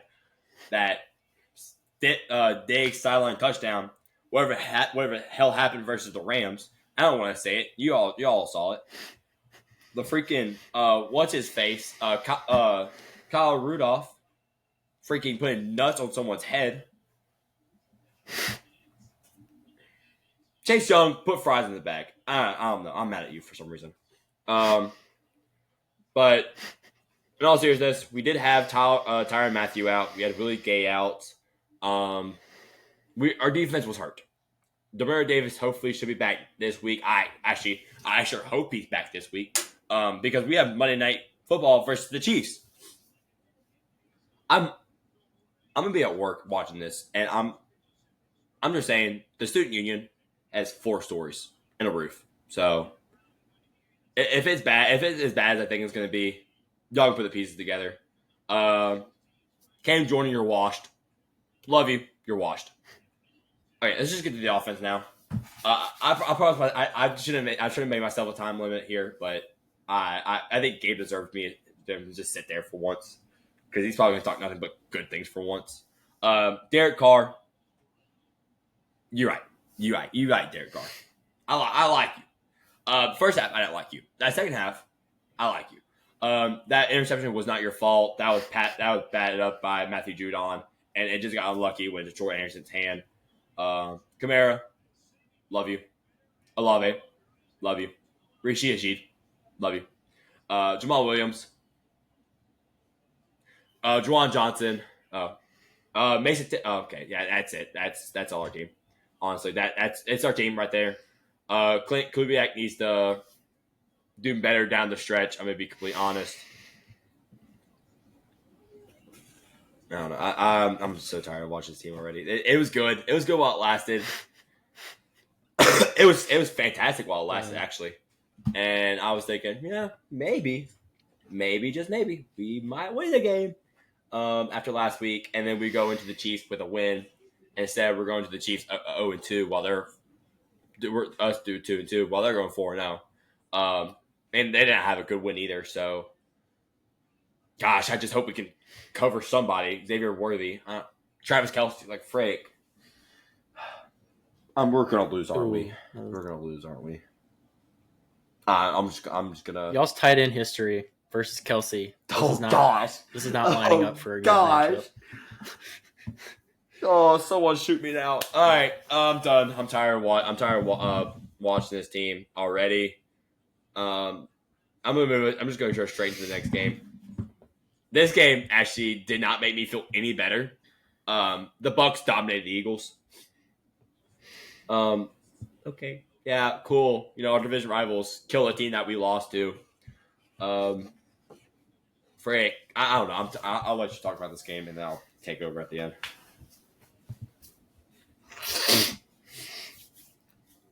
Well, I thought the Eagles' defense was going to turn a corner based on last week. They did. No, they just played. They got absolutely dominated. Yeah, that probably was it. I think we're coming to realize that weeks 1 and 2 Saints offense is different from what the rest of the season is probably going to look like. So I think that Eagles win over y'all probably isn't going to look as good as we thought it would. And we learned that their defense, obviously, that was pretty much a Mickey Mouse game because they came out here and got absolutely shellacked by the Bucs. 445 yards of offense. It was, Baker legacy game, absolutely. Almost 400 yards, 2 touchdowns, and then had another rushing touchdown. For some reason, he's getting rushing touchdowns this year, which is kind of a first. I wanted Mike Evans to show up. That was one of the things I wanted before this game. And 8 for 94 and a touchdown with Chauncey Gardner-Johnson in coverage, who was talking crap before the game. Figures. He stinks. I don't know why he keeps talking trash. And also Darius Slay, get ready to retire, buddy. Burr's using his Pro Bowls to defend how bad he is now. That's insane. Pro Bowls do not mean anything. Defensively for the Bucks, however, it was a completely different story. 6 sacks, 6 QB hits, 2 forced fumbles.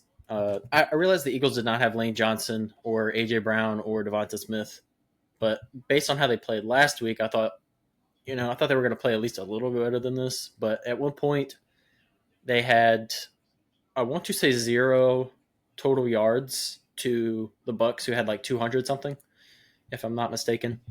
And this was in like the second quarter. Like, it was really rough to watch. It was a balanced attack by the Bucks against the Eagles. They were just not ready to stop anything that the Bucks were doing. Bucky and Rashad White, they had the exact same rushing stats, 10 for 49 each, but Bucky was able to get in the end zone. I know you're a big Rashad White hater, but they played pretty similarly today. I do think Bucky Irving needs to be transitioning into the feature back for them, though. Yeah. They gave up rushing yards, the Bucks did to Saquon, but you kind of knew that was going to happen. You're going to take the win if that happens. You can let Saquon have his little Mickey Mouse yards if you get the win. Hurts wasn't necessarily good. I think we're starting to realize he's a beneficiary of the weapons he has around him. He's not an elevator. The protection was pretty bad / terrible, so I'll cut him slack, but you still expect him to play better. This was a Bucs defense that got absolutely shellacked by the Broncos offense a couple weeks ago. Yeah. And then there was 2 special teams mistakes by the Eagles on 2 separate punts. Kind of head-scratching plays. I felt like I was watching the Titans on special teams. Eagles just need to get healthy on offense, plain and simple. Yeah. Get your 2 receivers back and get Lane Johnson back, and a lot of problems are going to be fixed. Especially for Hurts, he's going to play a lot better because he will have a absolutely loaded team around him to help him. Yeah, I completely agree. I kind of cooled myself down so I can talk absolute. This time to talk football. Jalen Hurts. I'm gonna keep going my statement until he proves me wrong. The Eagles fans are still holding hope that Jalen Hurts is going back to 2022 Jalen Hurts form.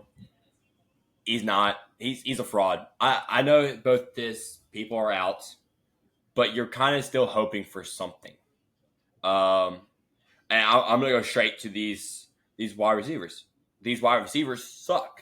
You trade for Jahan Dotson, hoping that he'll be the good wide receiver 3, and he's looked terrible. He looked buns. To be completely honest with you. Dallas Goedert does look good. Like I said, he torched us last week.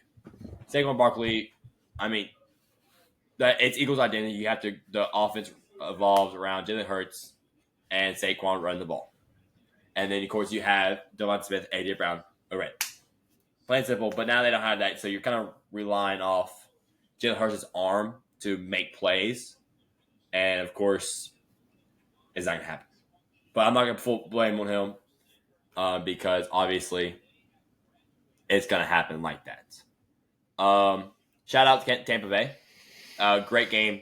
Bucky Irving is him. Plain and simple. Baker Mayfield is a dog. Makes me smile. Let's see that. Mike Evans had a good game. Chris Godwin had a good game. He was just getting everybody involved. Even Sterling Shepard had 3 receptions for 51 yards. So shout out to Bucs. They're getting everybody involved. They're having a fun day. And we're just going to go straight into this next game. And I believe it's the Broncos-Jets game. We could make this quick. Jets are frauds. Plain and simple. Broncos defense is nice with it, low key. They're pretty nice. I had my doubts. They're pretty nice. The offense is. Oh my god, it was so bad. Bo Nix had -9 passing yards at halftime. I want that set in. I want that to set in for real quick. On whatever it was attempts, I don't really know how many attempts it was off the top of my head. He's He's not good. He's not an NFL quarterback. I'm going to be completely honest with you. Javonte Williams, I don't know what happened. His rookie year was fantastic. I know he got injured. His torn ACL. It was fantastic. I remember having him on fantasy that year, and I was happy. Cortland Sutton had a good game. He had all 60 receiving yards from Bo Nix, by the way. Troy Franklin actually had -2, so someone else had 2 receiving yards somewhere. It was Javonte Williams. Okay, there you go. But I'm not going to spend too much time. Jets a fraud. That was salvo football right there. I'm going to be completely honest with you.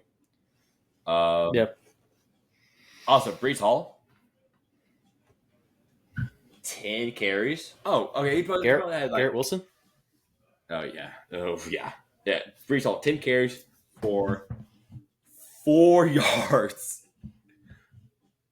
Hey, Broncos defense is probably going to be a top 10, top 8 defense. But even agree. still, Brees has not played that well this season in general. As I knock my AirPod out. Nice. And same with Garrett Wilson. They've both been pretty disappointing, I'd say.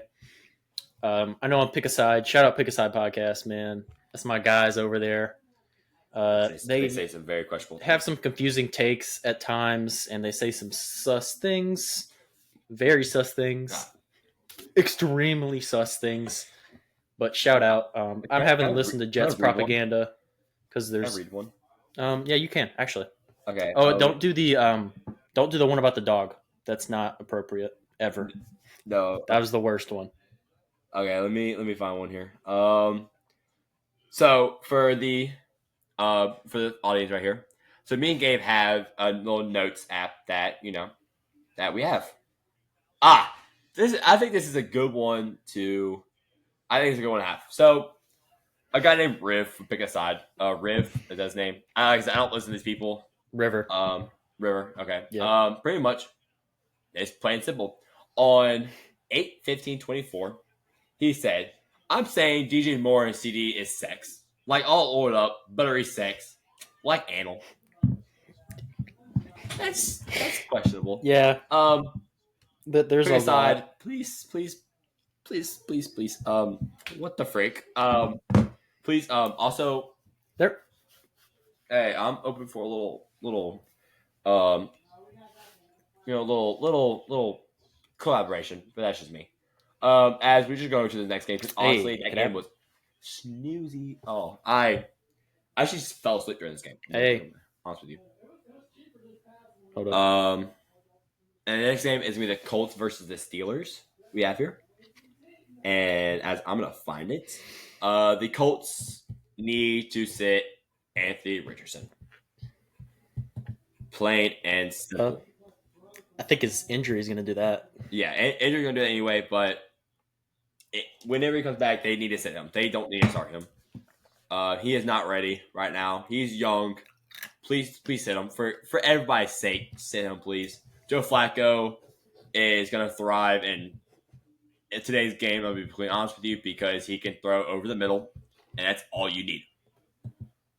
Michael Pittman Jr. had a good game. Hallelujah. Rare. Finally. But Jonathan Taylor did get hurt with a high ankle sprain. I'm sad now because he was my fantasy team. Josh Downs had a good game. Anthony Richardson did have an absolute dot to Michael Pittman Jr. 32 yards down the field, the first play of the game. And then that's about all he did. And he got hurt. And then we're repeating the same as last year. And then I'm confident to say this. Justin Fields is a starting quarterback. Is QB1 for the Steelers. Is that crazy to say? No, I think he is. He's better than Russ at this point. Yeah, I completely agree. Pat Freiermuth is him. George Pickens is him. Okay, Darnell Washington. I'm going to shout out Darnell Washington for a second. 6'7" tight end, former Georgia Bulldog. This dude stepped back somebody, made him fly, and then go hurdle a dude. I'm sitting there, I'm like, what just happened? Where'd that come from? Because dude's athletic, but he's not that athletic. I can tell you that much. Najee Harris can't run the ball to save his life. 13 carries for 19 yards. Nope. 1.5.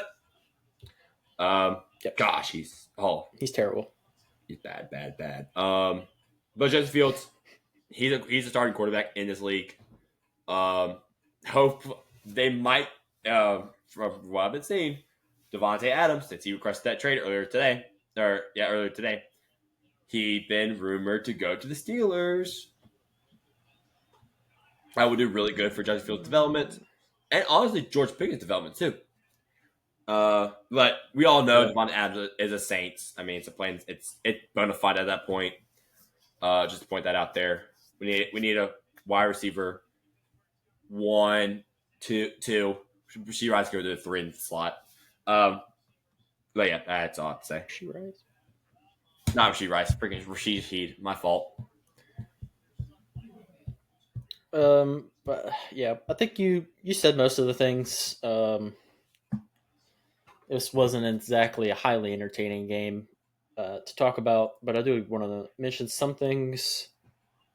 Actually, I'll just repeat. Najee stinks. 13 for 19 yards against a weak Colts defense, probably one of the worst in the league, and they don't have DeForest Buckner either. And you put up 1.5 a carry. And Cordell Patterson, how old is this man at this point? Comes in 6 for 43. Looks much better on the ground. And that dude's a gadget guy, converted receiver. Shout out 2021 Falcons, Cordell Patterson. What a year that was. Yeah. Perfect. It was cinema. I've used the heck out of that man on Madden 22 and all of my franchises with his abilities because he had backfield master. The Steelers' run defense looked pretty bad today. The Colts' run defense, however, we mentioned, looked great, surprisingly. The Steelers' defense got exposed over the middle. Flacco just kept throwing over the middle, and the Steelers' defense was like, what is this trick? We've never seen this before. As he continued to lace them up, just like he did when he was with the Ravens and when he was with the Browns last year. I guess he just hates the Steelers. All right, our next game we're going to be recapping will be the Vikings-Packers, a game that was much closer than it probably should have been. Vikings defense sold towards the end, absolutely. I think they were up 24 or 28 at one point over the Packers. The Jordan Love fan club is still here. He's coming off an injury. He didn't look good. He had 4 touchdowns and he had the yards, but it was on a ton of attempts and with 3 interceptions. You kind of expected him to play like that coming back, especially putting him out there against the Vikings defense. But, credit to them. They put up a fight in the fourth quarter, really made it a close game. 22 points scored in the fourth quarter. Jaden Reed might be a top 10 receiver. People are asking. Yeah, I second. The idea is out there the way he's starting this year. He's playing very well at a top 10 receiver rate, in my opinion. Rushing game by the Packers was obviously abandoned pretty early on when they got down. There was a lot of penalties both ways in this game. 15 total. It's not ideal. The Packers defense was the winner. Once again, I thought they played better than the Vikings defense overall. 3 turnovers and a pick. Xavier McKinney, a pick in 4 straight games. Come on. He's playing at a top, it might be the best safety in the league right now, the way he's playing. The Packers defense, like I said, the pick, and then they had the 2 fumble recoveries as well. Vikings defense, obviously they started out great, right? But in the fourth quarter, really almost sold the game. Credit to the Packers. The Vikings defense did create 4 turnovers, 12 pass deflections, 10 QB hits, 3 TFLs. So it's not like they were absolutely terrible. I mean, they were up 28 for a reason. But in the fourth quarter, you had a little bit of a scare there. I think they're going to bounce back. They have the Jets this week, so it should be, in my opinion, an easy game for them. Darnold, he's him. I don't think anyone thought they'd be sitting here 4 weeks in like this, and Darnold's playing this well. Did have an interception this week, but played well outside of that. Addison got more involved in the offense. Aaron Jones, revenge game. And Jefferson did his thing. Didn't have 100, but, I mean, 6 for 85, and then a crazy touchdown catch. Just a great game for the Vikings offense. Mm-hmm. Just clean up some things on defense. Yeah, I completely agree. No, I'm going to say it. Jordan Love, first game back from injury. I don't care. I'm going to be completely honest with you. He didn't look that good. Okay? Look. Sue me. Hate me. All you want. He's not worth that much money that he was given. It's obvious. He went off 8 good games and 8 good games only. And they said, yeah, that man's a $60 million quarterback right there. No, he's not. And I think this year has proven it perfectly well. Jaden Reed, he's him. I do feel bad for Christian Watson. He did get hurt earlier in this game. Hopefully everything's okay with him. Poor guy can't get rid of the injury bug. It happens. Josh Jacob, they banned that run. Hopefully they get back to it because Josh Jacobs is him. But they kind of had to abandon the run because they were down early, quickly. And, when you have this Vikings offense, they're hitting on all cylinders every single week. Sam Darnold looking like MVP candidate. That was not on my bingo board. I can tell you that much. Aaron Jones is looking like a top 10 running back like he always had been. Justin Jefferson is obviously the top wide receiver in the league. Jordan Addison has finally came around. He was injured last week, I believe, if I'm not mistaken. I might be wrong about that. But he's all well. I think he was. Yeah. So glad to see him back on the field. And, of course, Brian Flores has that Vikings defense high flying around playing good defense. And I'm all for it. I'm going to be completely honest with you. I'm all for it. I'm ready. They have I don't know if they play. Do they play next week? But we'll talk about it a little bit. But I'm just going to go straight to our next game here. And it's going to be. Who, Vikings? Yeah. Vikings, yeah, they do play. Yeah, they play. Yeah, we'll talk about it. Yeah, I forgot. And then, Jets. Yeah. And I'm going to move to the next game. Commanders dominates the Cardinals. I have one sentence, and one sentence only, for this game. Jaden Daniels is Rookie of the Year. That's all I'm going to say for this game. He's Rookie of the Year. Yeah. Plain and simple. That's about one sentence. He's a top 3 MVP candidate right now. That's not even crazy. It's not crazy to say. Not crazy to say. It's not. He has a total of 19 incompletions with 25 touchdown drives. Through his first pick this week, and it's week 4. It's unheard of. Like he had a better completion percentage for the first 4 games than Tom Brady. But that's thinking actually. So as obviously that scenario going around, Jane Daniels better than Tom Brady. It's true, plain and simple. And that's all I'm gonna say for this game. And I'm not gonna go into the details. We all saw what happened. Yep. I think Brian Robinson legacy game. That's what I want to shout out. Another good Terry game as well. Olamide Zaccheaus, Falcons legend, has been mentioned. Time to go crazy. And then a great defensive performance. I did not see that coming. Kyler really did not look good. Commanders defense was getting after him.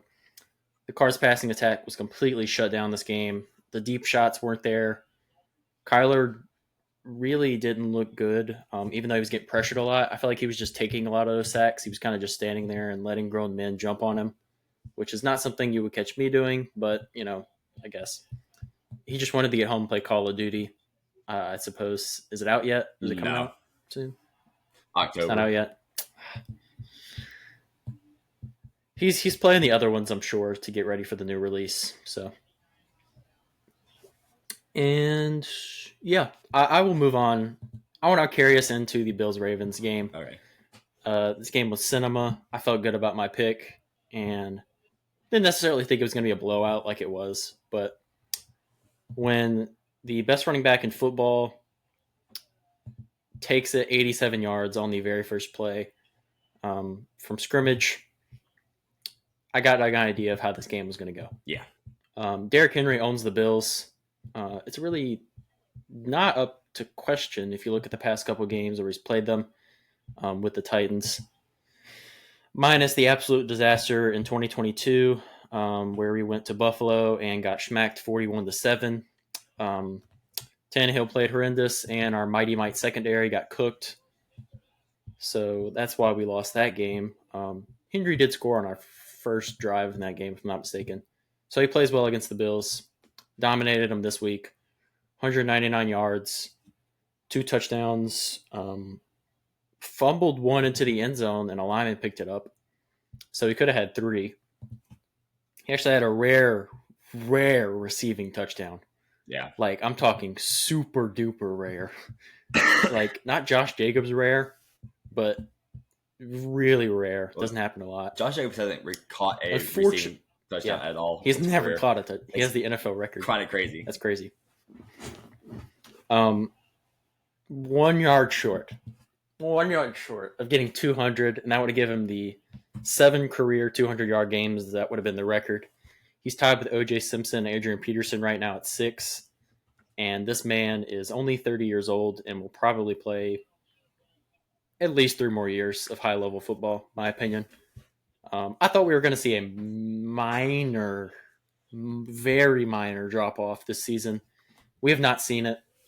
Especially these last 2 weeks, they're getting in the ball, they're getting involved. He's him, best running back in the league. Don't really care.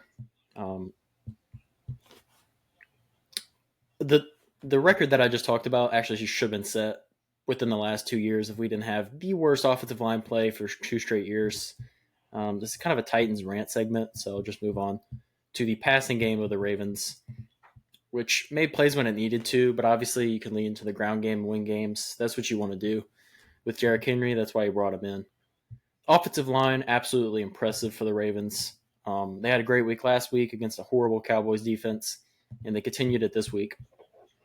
They shut down the opposite side. The Bills' running game really had nowhere to go, and they had to kind of abandon that and lean on Josh Allen.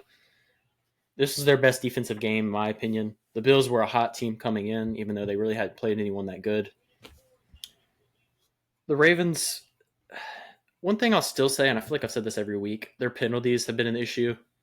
They're averaging 10, kind of showed up again this week.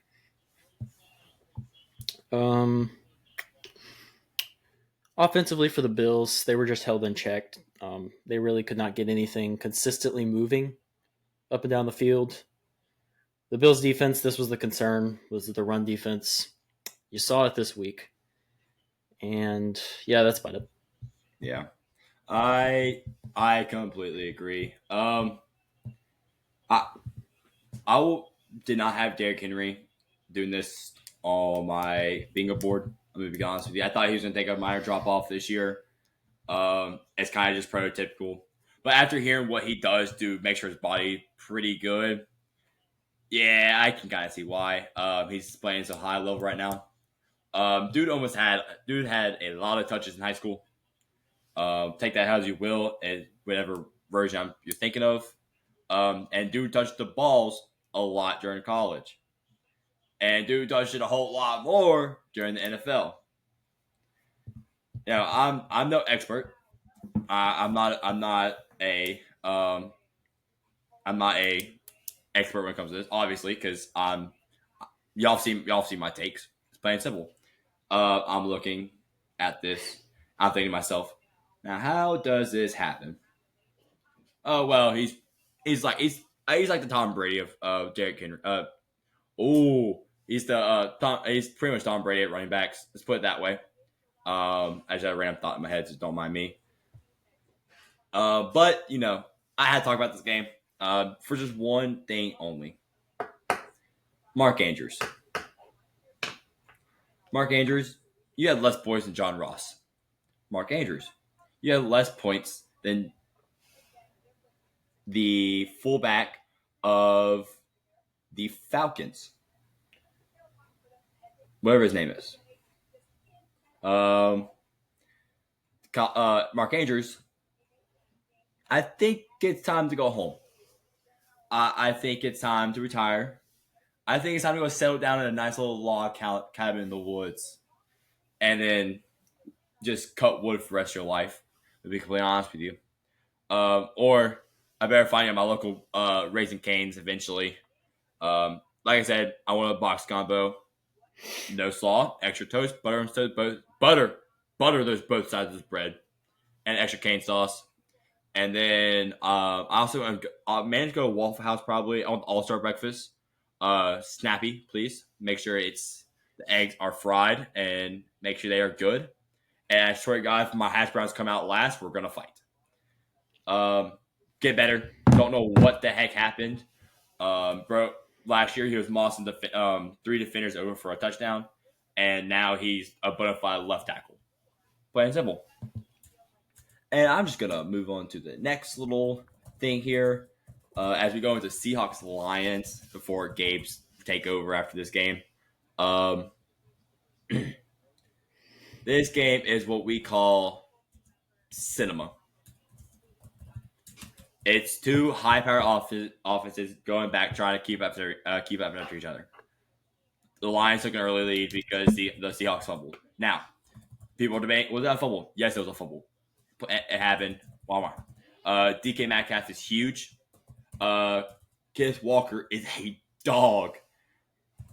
And this is a good loss for the Seahawks. I'm going to be completely honest with you. They lost 42-29. And when you look at it, it's a really good loss. They had 516 total yards to Detroit's 389 yards. Just the big thing with Detroit, it's hard to lose when your quarterback goes 18 for 18, 292 yards and 2 touchdowns. It's hard to lose when the running back combined for 28 carries for, I think it was 118 yards. I mean, it's hard to lose with that happening. It's hard to lose when James Williams takes the top off your defense for 70 yards for a touchdown. It happens. Now, the better thing is, Sam Laporta, Jared Goff has a receiving touchdown before you. Let that settle in. Yeah, I did not have Jared Goff. Did not have Jared Goff receiving a touchdown on my bingo board. Be completely honest with you. Now that I'm thinking about it, I don't think any will, but we should probably consider it. Next time is probably be the punter catching a touchdown. No, Dan Campbell. Dan Campbell plays like I want to play in Madden. Plain simple. If I'm the Seahawks, I'm not hanging my head. You're still not a pretender. I picked you for this game because I thought your offense would outclass them, which they did. They just made costly interceptions and turnovers. But that's all I have. If you want to let you have your fun. Yeah, I lost my I don't know where my notes went for this game. I had notes on this game, so I'm trying to come up with them right now. This is the depleted Seahawks defense in this game. I believe they did not have a starting D lineman for this game, if I'm not mistaken. Yeah, and the secondary was there. Yeah, the Lions were out with the Lions also. The secondary didn't look too great either. I mean, obviously Goff went perfect, so it was a not an ideal game, but I think part of the issue was they were having to commit so much to the run game of the Lions, which is something you have to worry about with the Lions. Their run game just looked great, and they were efficient. Obviously, your quarterback goes perfect, 18 of 18. Haven't seen that in a while. That would have set the NFL record, I believe, for most pass attempts, but you had to be 20 to qualify, which is kind of weird. So yeah, Boye Mafe, Leonard Williams, Byron Murphy all did not play in this game, and it showed for Seahawks, in my opinion. But even then, you hang in there. It was a pretty close, just because of how great your offense was. You hang in there, and it was a close loss. Not a bad loss, in my opinion. I think you said that. You don't hang your head after this. Kenneth Walker looked like him coming off the injury, 3 touchdowns. And you played well with the depleted defense. If the 70-yarder to JMO doesn't happen, who knows how this game ends. Yeah. And I think that's about all I got. I don't know where my notes went for it, but I do have notes for the Titans game. 1,002 days. That was the last time that the Titans have scored 30 points. January 2nd of 2022. I've said this before. A 34-3 win. The Derrick Henry injury season. Deonta Foreman is the running back 1. We beat the Dolphins 34-3. That's the last time we scored 30 points. And guess what? We play the Dolphins, and we score 30 points. 1,002 days, man. What a drought. 39 games in between that time frame. You know that meme video I sent you where it's the soccer players running around and it says, "Holy shit, the Titans have scored 30 points." Yes. We need that needs to be edited in. That's not really a question. It has to be throughout the thing. I don't actually have a whole lot of.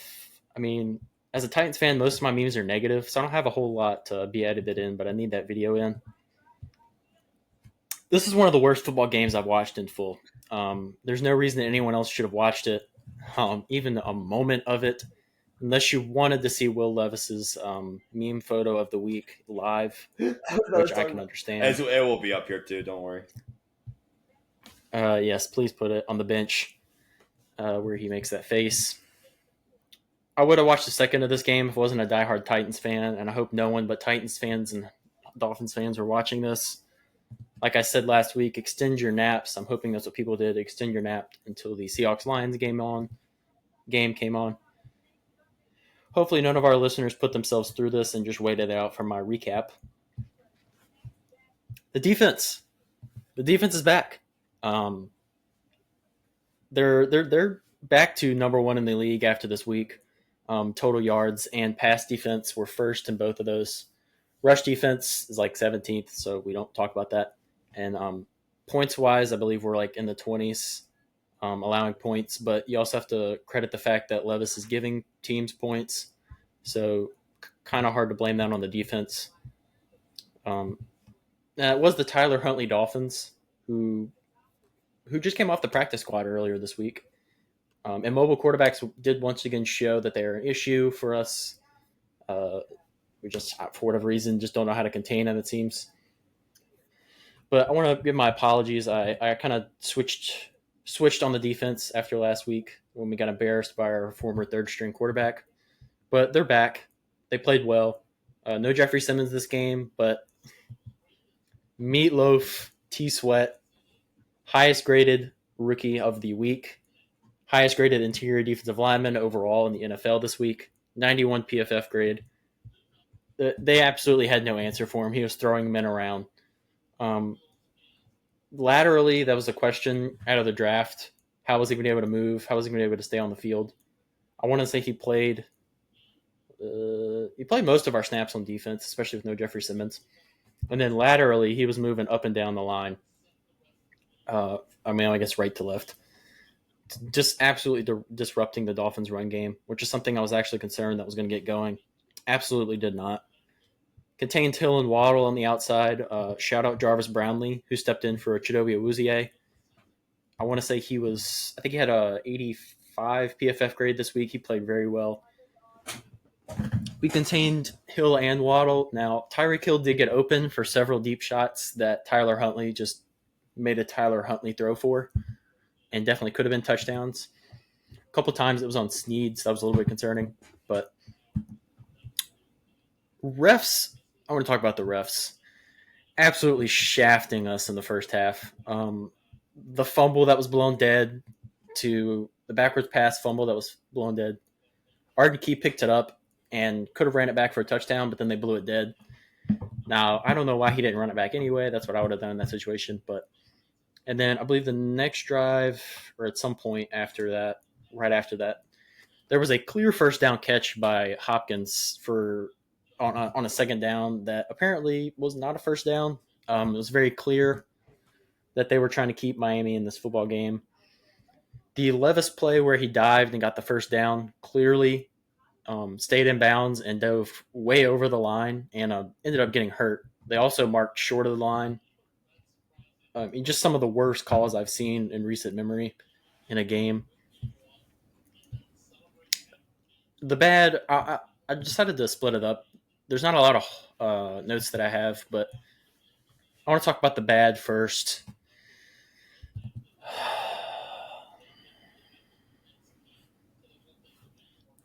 Levis couldn't deal with being tied for most turnovers in the NFL. He had to go out first drive of the game and take back his reign with the most turnovers. Just absolutely stares Emmanuel Ogbah down and throws it right to him. He's mouths to Callahan on the sideline. I didn't see him. Yeah, that's clear, buddy. You are stupid. I don't know if you really know how to pass the football. He was right in front of DeAndre Hopkins, and you just threw it straight to him. I don't know what you mean by you didn't see him. We just let a 38-year-old edge rusher get an interception with his kneecaps. Absolutely ridiculous. Also, I mean, close enough. Welcome back, Todd Downing. Todd Downing is back with the Titans organization. Surprising move, to say the least. But clearly, when we keep running the ball a million times, not passing past 5 yards, gets pretty annoying to watch. I believe we completed one pass in the second half, and it was a dump down to Spears for about 3 yards. Really annoying, banging my head against the wall, even though we were winning.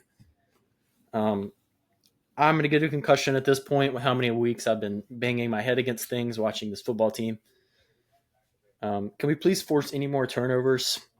We finally got one this week, which was like, hallelujah, jumping up and down, celebrating when we did that. But we need to keep doing that going forward, and it needs to be more than one.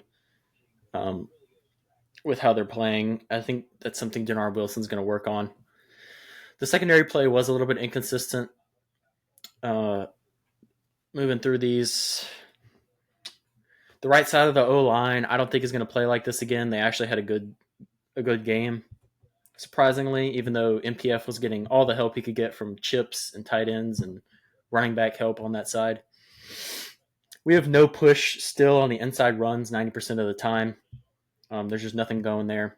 We got to keep running it left. That's what worked tonight, or last night.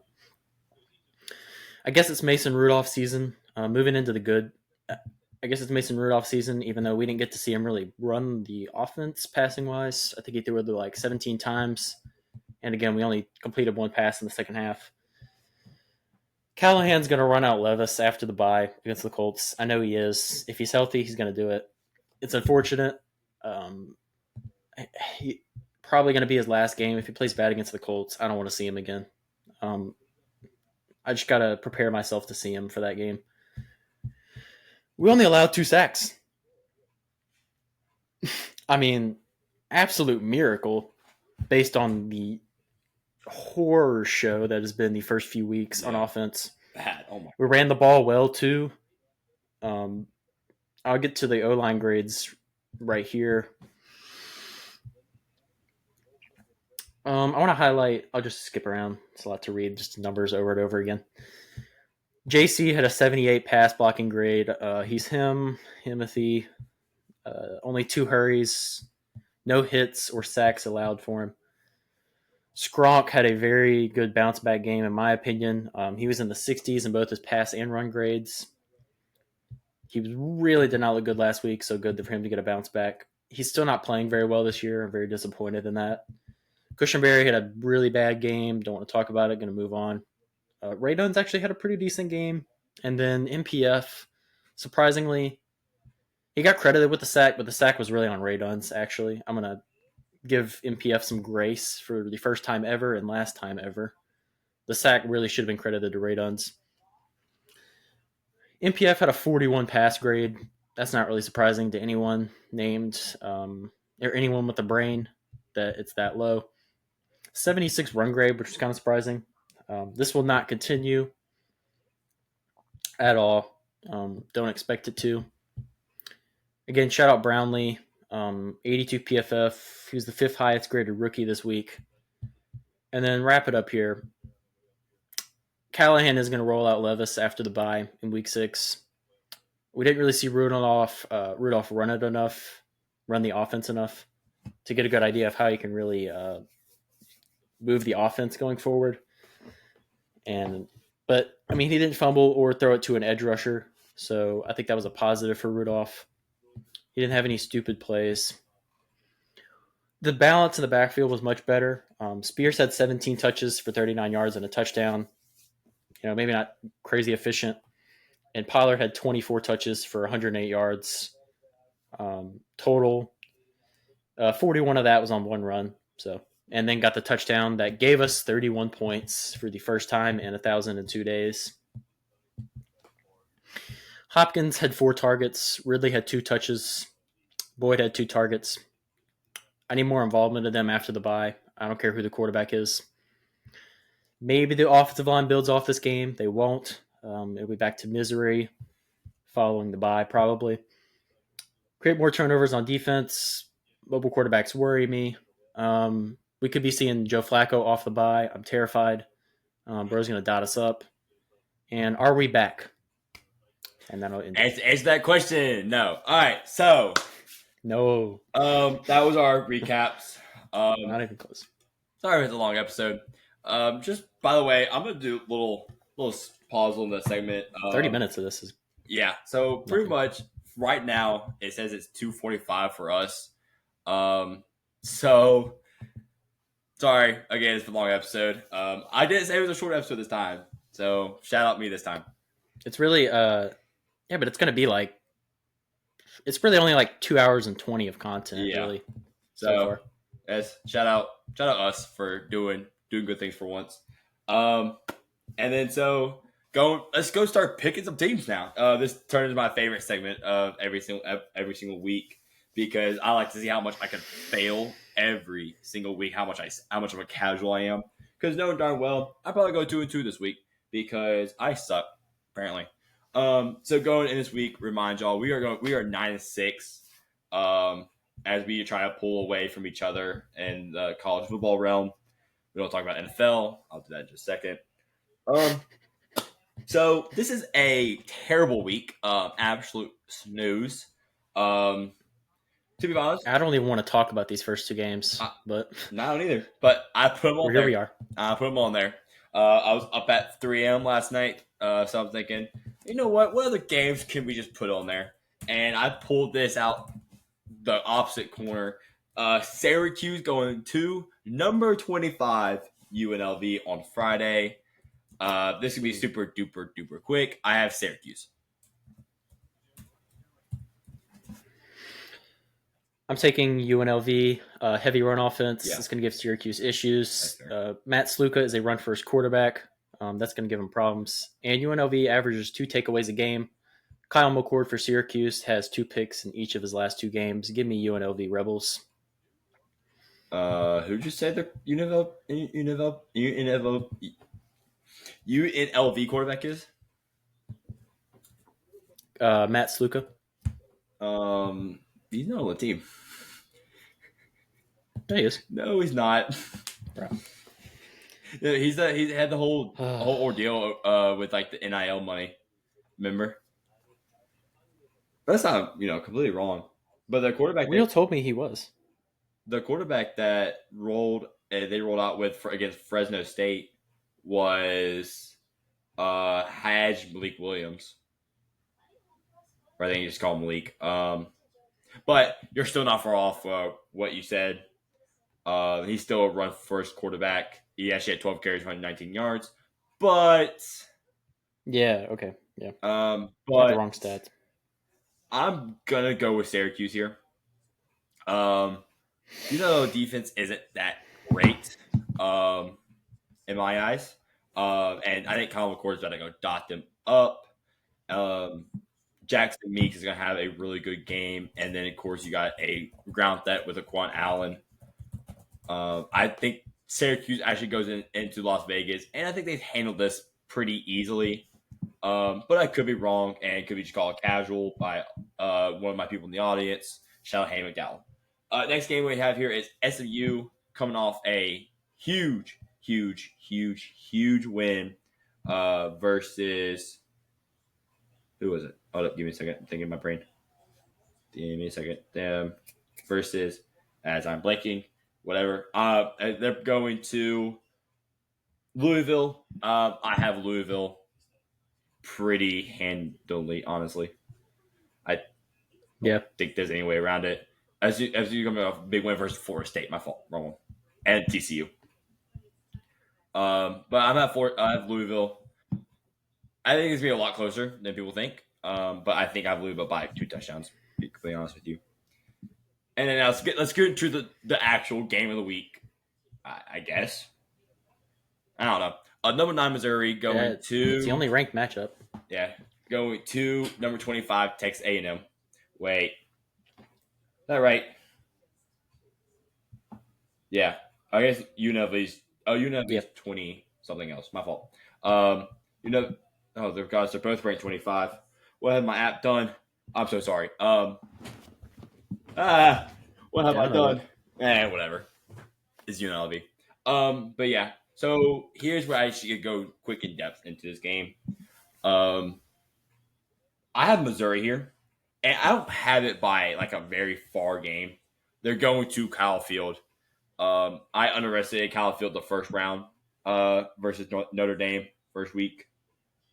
But I think this is the reason Missouri going to win this is because it's not a night game at Kyle Field.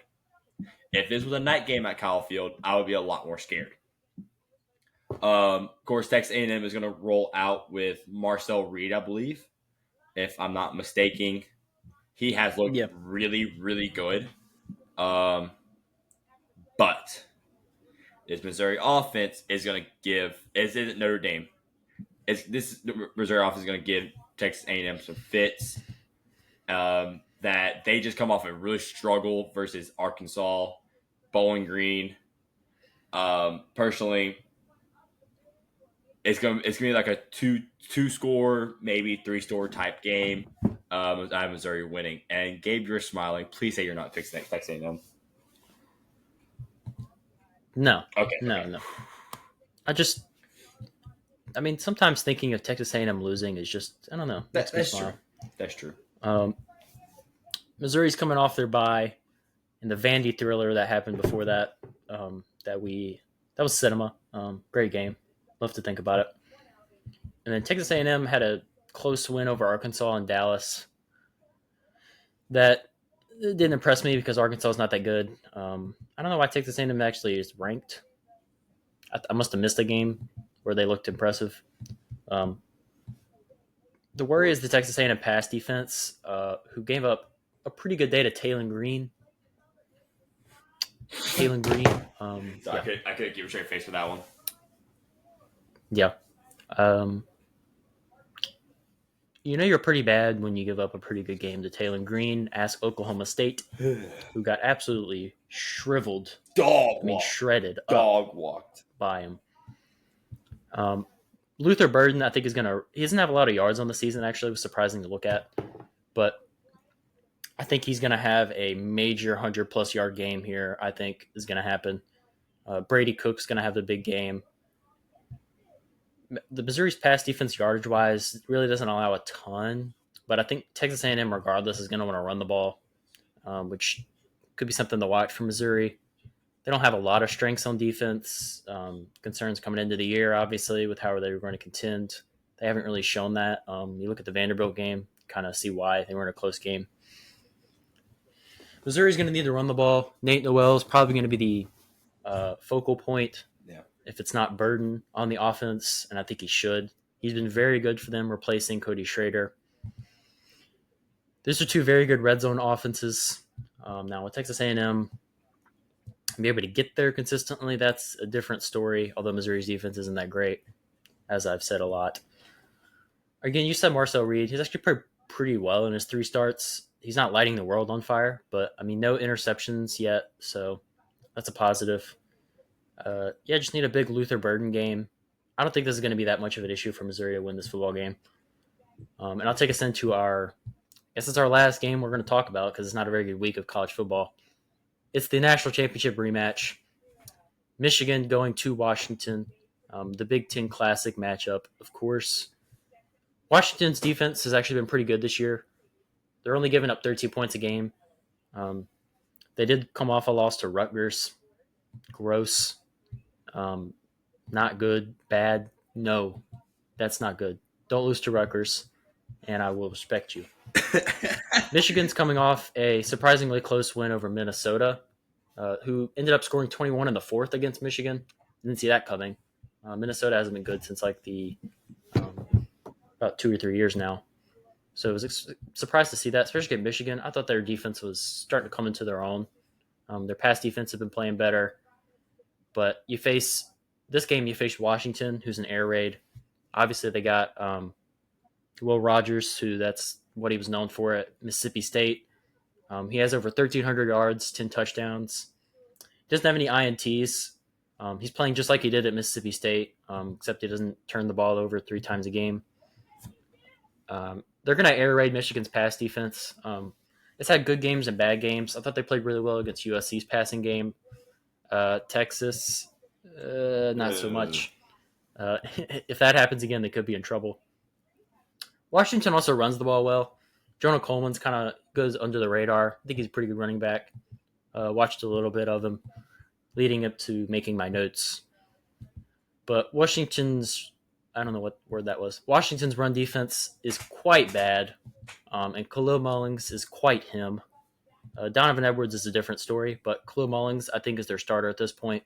He's going to have a day. I agree. Orgy's going to have 5 pass attempts, and they'll probably still win the game by 20. I need it in the end zone. I need it, but I don't think we're going to get it. I'm sorry. I really want to, but I just can't.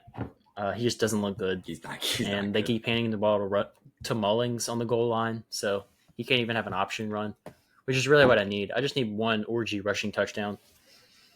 I might even make a bet on that. I don't know. We'll see. I'm not responsible financially anyway. So. Fair. Michigan has had turnover issues, and Washington has had penalty issues. So we'll see which one hurts which team more. Michigan needs to get more out of Loveland. When they do pass, it's very rare, but they still don't get the ball to him enough, in my opinion. Though we can't really trust Alex Orgy to make any good throws at this point. So I'm gonna take Michigan, but if this is a close game, I'm not gonna sit here and have the LeBron scream shocked face meme on either. Yeah, I completely agree.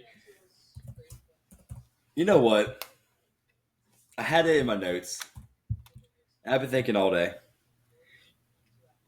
I feel like there's been an upset about to happen this week. And I'm sitting here. Don't do it. I hope the graphic isn't made already, Gabe. No. Okay, good.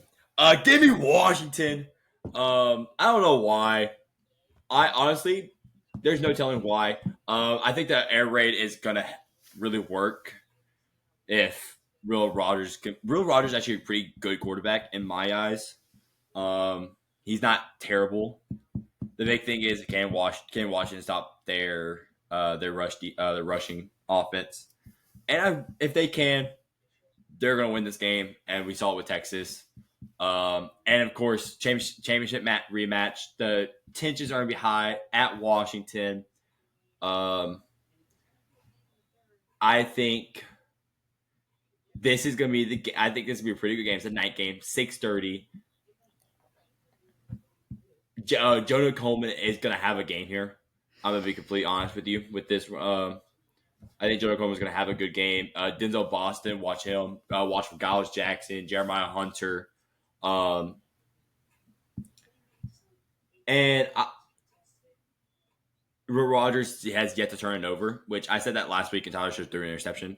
I don't think he's gonna keep it up in this game because Will Johnson exists, but the 3-1 at home, Michigan. I don't think they've played. They don't think they've played away yet. They have not, as I'm seeing in my notes. Give me Michigan. No, sorry. Give me Washington, and I'm gonna leave it at that. That's what I'm gonna do. And then, yeah, give me Washington. I like that pick. Hey, give me the upset. Give me the upset. There's a trap game in every single week. Last week it was Arizona, Utah. This week, give me Washington. And now that's when I'm going to fall behind the pick'ems because for obvious reasons, I suck. I'm a casual. Now, to go into the NFL, this is where I'm getting my butt whooped. Gabe is 40-24, and I am 34 for 30. We're not going to go through all the games like we did last week because for obvious reasons, that's a lot of games. I'm going to let Gabe rejoice for a second because thank God he didn't have to watch Titans this week. But unfortunately, No Titans football. It's a great week. But unfortunately, I have to watch the Saints go to Kansas City and play the Chiefs. But we'll talk about that later. All right, first game: Bucks at Falcons. Thursday night football. High intensity environment. I'm gonna take Bucks here. Pretty close though. I think the Falcons offense is not good enough to keep up with the Bucks offense. And I don't think the Falcons defense is that great. I'm gonna be completely honest with you. And so yeah, I'm gonna take Bucks here. Yeah, the Bucks are coming off dominant offensive day. I think that carries on. I haven't seen enough from Falcons defense to say they're just going to shut it down. But this is the same Bucks team that got destroyed by the Broncos. But I would count on more of what we saw last week than the Broncos game if I was going to imagine how this game's going to go. I'm going to take the Bucks here. I think Bijan's going to have a bounce back game though, and for Algier, he's going to keep doing his thing, breaking every tackle possible. The Bucks do allow rushing yards, so yeah, but give me the Bucks. Yeah, I don't think we see it handily, but I think the Bucks are going to win. Now London game, hooray! We love London game. Jets at quotation marks at Vikings. I should change it. I'm gonna stick with gut pick. I'm gonna stick with the Jets. I think this is where Vikings. Okay, good. Already made the graphic. Yeah, I think this is where the Vikings reign kind of stumbles a little bit. Jets has a really, really, really, really, really, really great defense. The offense isn't there, but I think it can be there. They have the weapons for it to be there. I think this is where the Jets come in and they make a good statement with a win here. As their other wins are the Titans and maybe somewhere else. But I think Jets win this game. Not handily, but pretty close.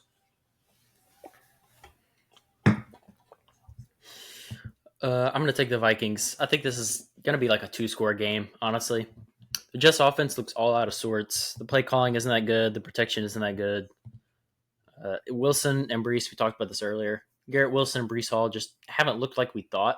They really haven't separated themselves into top players at their position so far this season. And I think the Vikings defense is going to want to – they don't want what happened in the fourth quarter last week to carry over. I think Brian Flores is going to come in locked in. And it's going to be a tough game for the Jets offense. I do think the Jets defense, they're pretty good, but like the good offense they've played in the 49ers, they kind of got destroyed. Yeah. The Patriots and Titans do not count. As far as I'm concerned, if you want to credit their defense with anything, those games do not count. The run defense is concerning for the Jets. Aaron Jones is playing very well this year. So is Ty Chandler, which I didn't expect. But I think they're going to make their mark on the game, and I'm going to take the Jets here. I mean the Vikings over the Jets here in the London series. That's not crazy to say. And we can skip into the Ravens and Bengals. I think is the next game. Yeah. The Panthers Bears. Who cares? Ravens Bengals. I'm going to take the Ravens. Sorry, Bengals. Your defense stinks. Just can't trust them. The offense looks good, and they ran the ball well. Good last week. It was the Panthers. But their defense allowed the Panthers to move it pretty well. I know Andy Dalton's him, but still, you already aren't good, and then that week happens. So it just doesn't make me feel any better. The Ravens are hot, plain and simple. And Henry's going to get 150 plus yards. Book that. Yeah. I also have the Ravens here. Sorry, not sorry. I'm going to be completely honest with you. Bengals defense just has not looked good at all. It's really concerning because the Bengals offense finally came around, and it's just last week was bad. Last week was bad all around. Don't know what happened in Cincinnati. Maybe the loss of Brian Callahan was that bad. I really couldn't tell you. But their offense is still good. Yeah, I really don't know what happened there. Zach Taylor isn't really that great of a coach. I'm gonna be completely honest with you. He's kind of getting carried by the Shanahan system, I believe, if I'm not wrong.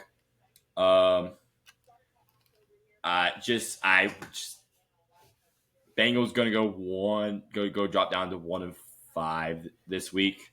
And they're in a really tough spot, but I think they can recover from it. I'm gonna take Ravens as well.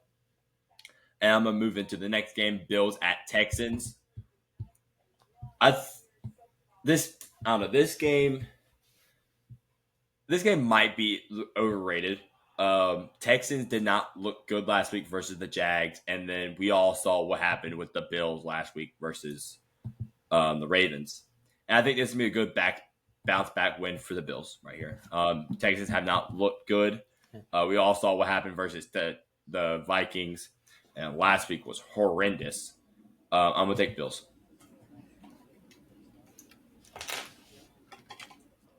Yeah, the Texans' offense still looks clunky. The O-line is a real concern here. Laramie Tunsil, it might be time. Yeah. Might be time. I think he's way ahead in offensive lineman penalties. He is. He has a ton. I don't believe Mixon will be back for this game. The run game is pretty much absent right now because he's not there. And even then, their O-line doesn't really get much push anyway. The Bills are going to look for their bounce back game, and I think they're going to find it here. I trust their offense more than the Texans right now, if that's kind of surprising to say, but I think I do. Tank Dell, I believe, was out this week for the Texans. I don't know if he'll be back for this game either, so that's another knock. I think Josh Allen's going to come out, want to make a statement here, and I think they're going to get it. And then I'll take us into we're going to skip over like 4 games, honestly, because there's a stinky stretch here. Cardinals at 49ers. We can talk about this one. I'm going to take the 49ers here. The Niners are going to be able to control this game with their passing game. Cardinals defense still does not look that good. Obviously, we saw what happened last week. And then he lost to the Lions, I believe, before that. Also was concerning. Yeah. The Cardinals defense got picked apart last week. Brian Robinson and Jeremy McNichols, Titans legend, were running very well on them. Both of them were. So this is going to be a Jordan Mason game, plain and simple. I agree. Even if some of their weapons aren't back. I don't know if Debo's going to be back. Kittle, I think he played last week, but he's kind of been dealing with some injuries in and out. But it's going to be a Jordan Mason game. I'll take the Niners. I'm also going to take the Niners. I think this is actually a Cardinals will keep this one close. But I think I have Niners. Which I hate to say because I do like the Cardinals. Really like them coming in this year. Kyler Murray is going to, I think, will play good this game. At least I hope so. I'm being fancy. But I have 49ers. And I'm going to take us into the next game. Packers at Rams. I'm taking Rams. It's at home, even though it's a Rams game at home. It's not really a real thing. Last week the Packers was really left desired for an offense. With Jordan Love at helm, they did not really look great that first half. Kyron Williams about to have a day here. Puka and Kupp still out, but the Packers run defense, hasn't looked great. We saw them get absolutely torched last week with Aaron Jones. So I think Kyron Williams is gonna have a day, and I think they're really gonna carry. He's gonna carry them into the win here. If Matt Stafford still playing like a top 10 quarterback with the weapons around him, but it's gonna be it's gonna be a close game. I think the Packers could have a decently sized win here. It's just how consistent Jordan Love looks his second game back. Stafford, again, I want to give credit because this was my sleeper MVP pick. Somehow still keeping offense in games, with an O-line that's, sus at best, and no Kupp or Puka for weeks on end now. So I want to give credit to him. But the Packers defense averages 3 takeaways per game. And the Rams defense allows almost 170 on the ground. So I think Josh Jacobs is going to have a great game, and Emmanuel Wilson, who luckily did not only play good against the Titans, he actually played good last week too. So thankfully that wasn't a one-off. So I think they're both going to have a legacy game. Yeah. The last time the Packers faced a bad run defense in the Colts, that is exactly what happened, and they won that game. And the Cowboys-Steelers, Sunday Night Football. This is kind of similar to the – I have similar feelings on the Bengals with the Cowboys, I think, where I don't know if I'd say the Cowboys offense is as good as the Bengals offense, even this year. But it's really the defense I just can't trust. And as a team right now, I can't trust the Cowboys. Yeah. Same with the Bengals. So I'm going to take the Steelers here. They're going to have a bounce-back game on defense. There's no way the Cowboys should be able to run the ball. I think they're not going to let what happened against the Colts happen again. And the Cowboys really don't have a running back threat anyway. The run D had a bounce back versus the Giants, talking about the Cowboys. But the aspect of Fields running is going to give them issues, I think. They're utilizing him very well, actually. Arthur Smith is, surprisingly. The bad red zone offense for the Steelers versus the bad red zone defense for the Cowboys. That's going to be the stinky matchup of the week. And the Cowboys are not going to have Micah or DeMarcus either. So I'm going to take the Steelers. Yeah, I'm also going to take the Steelers here. I honestly, for the exact same reasons here. There's really no way around it. Cowboys have not looked good at all. And Steelers have. It's just a tale of two tales. I think CD is going to give them fits, which is per usual. Dak is going to give them fits. But when you have no running game, you're kind of one-dimensional in offense, and you're kind of just stuck sitting there. How am I supposed to, move the ball down the field? I don't know. Do better, I guess. And then the final little part, Saints at Chiefs, Monday Night Football. Why'd I do this? So biased pick here. Actually, not really biased pick. I try my best not to be biased. But I am going to take the Saints with the upset for a few reasons. I have a few reasons, so don't drip out. Chiefs struggled a lot versus the Chargers. And the Chargers was out with their best defensive player in Derwin James. He got suspended for the game. Now they're down Rashid Rice and Hollywood Brown and still Isaac Pacheco. Pretty much, it's Xavier Worthy, Juju Smith-Schuster, and Travis Kelce. With Kareem Hunt at running back, which in the past Kareem Hunt has gave us fits. I'm not gonna lie, he has given us fits in the past, and Travis Kelce is gonna get his own. It's happened.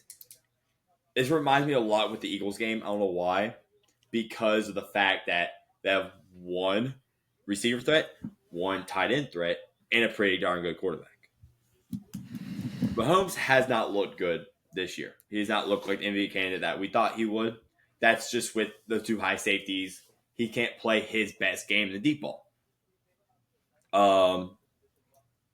And Saints, I think this is gonna be a good stepping stone. They looked better last week after whatever happened in week 3 happened.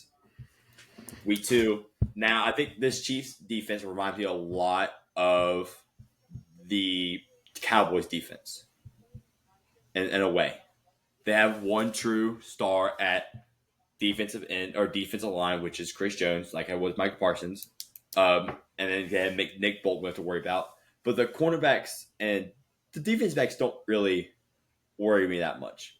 The big thing that I'm worried about with the Saints is, can we have our Demario Davis back, our Tyrann Mathieu back? Can Paul Debo can stop freaking pass interferencing 14 yards down the field after suplexing a dude into the ground. Maybe want to go out there and play cornerback myself. But I think all in all, I think Saints going into Kansas City and they make a statement here. If not, we just lose pretty handily because we suck. Honestly, both works. And I was going to talk a little baseball, but not. I'm going to save it for next week. For next week's segment, so there's more to talk about, and probably Gabe will watch a few. All I know today, Tigers won, so the Gritty Tigers take 1-0 in the series versus Astros. So I'm happy,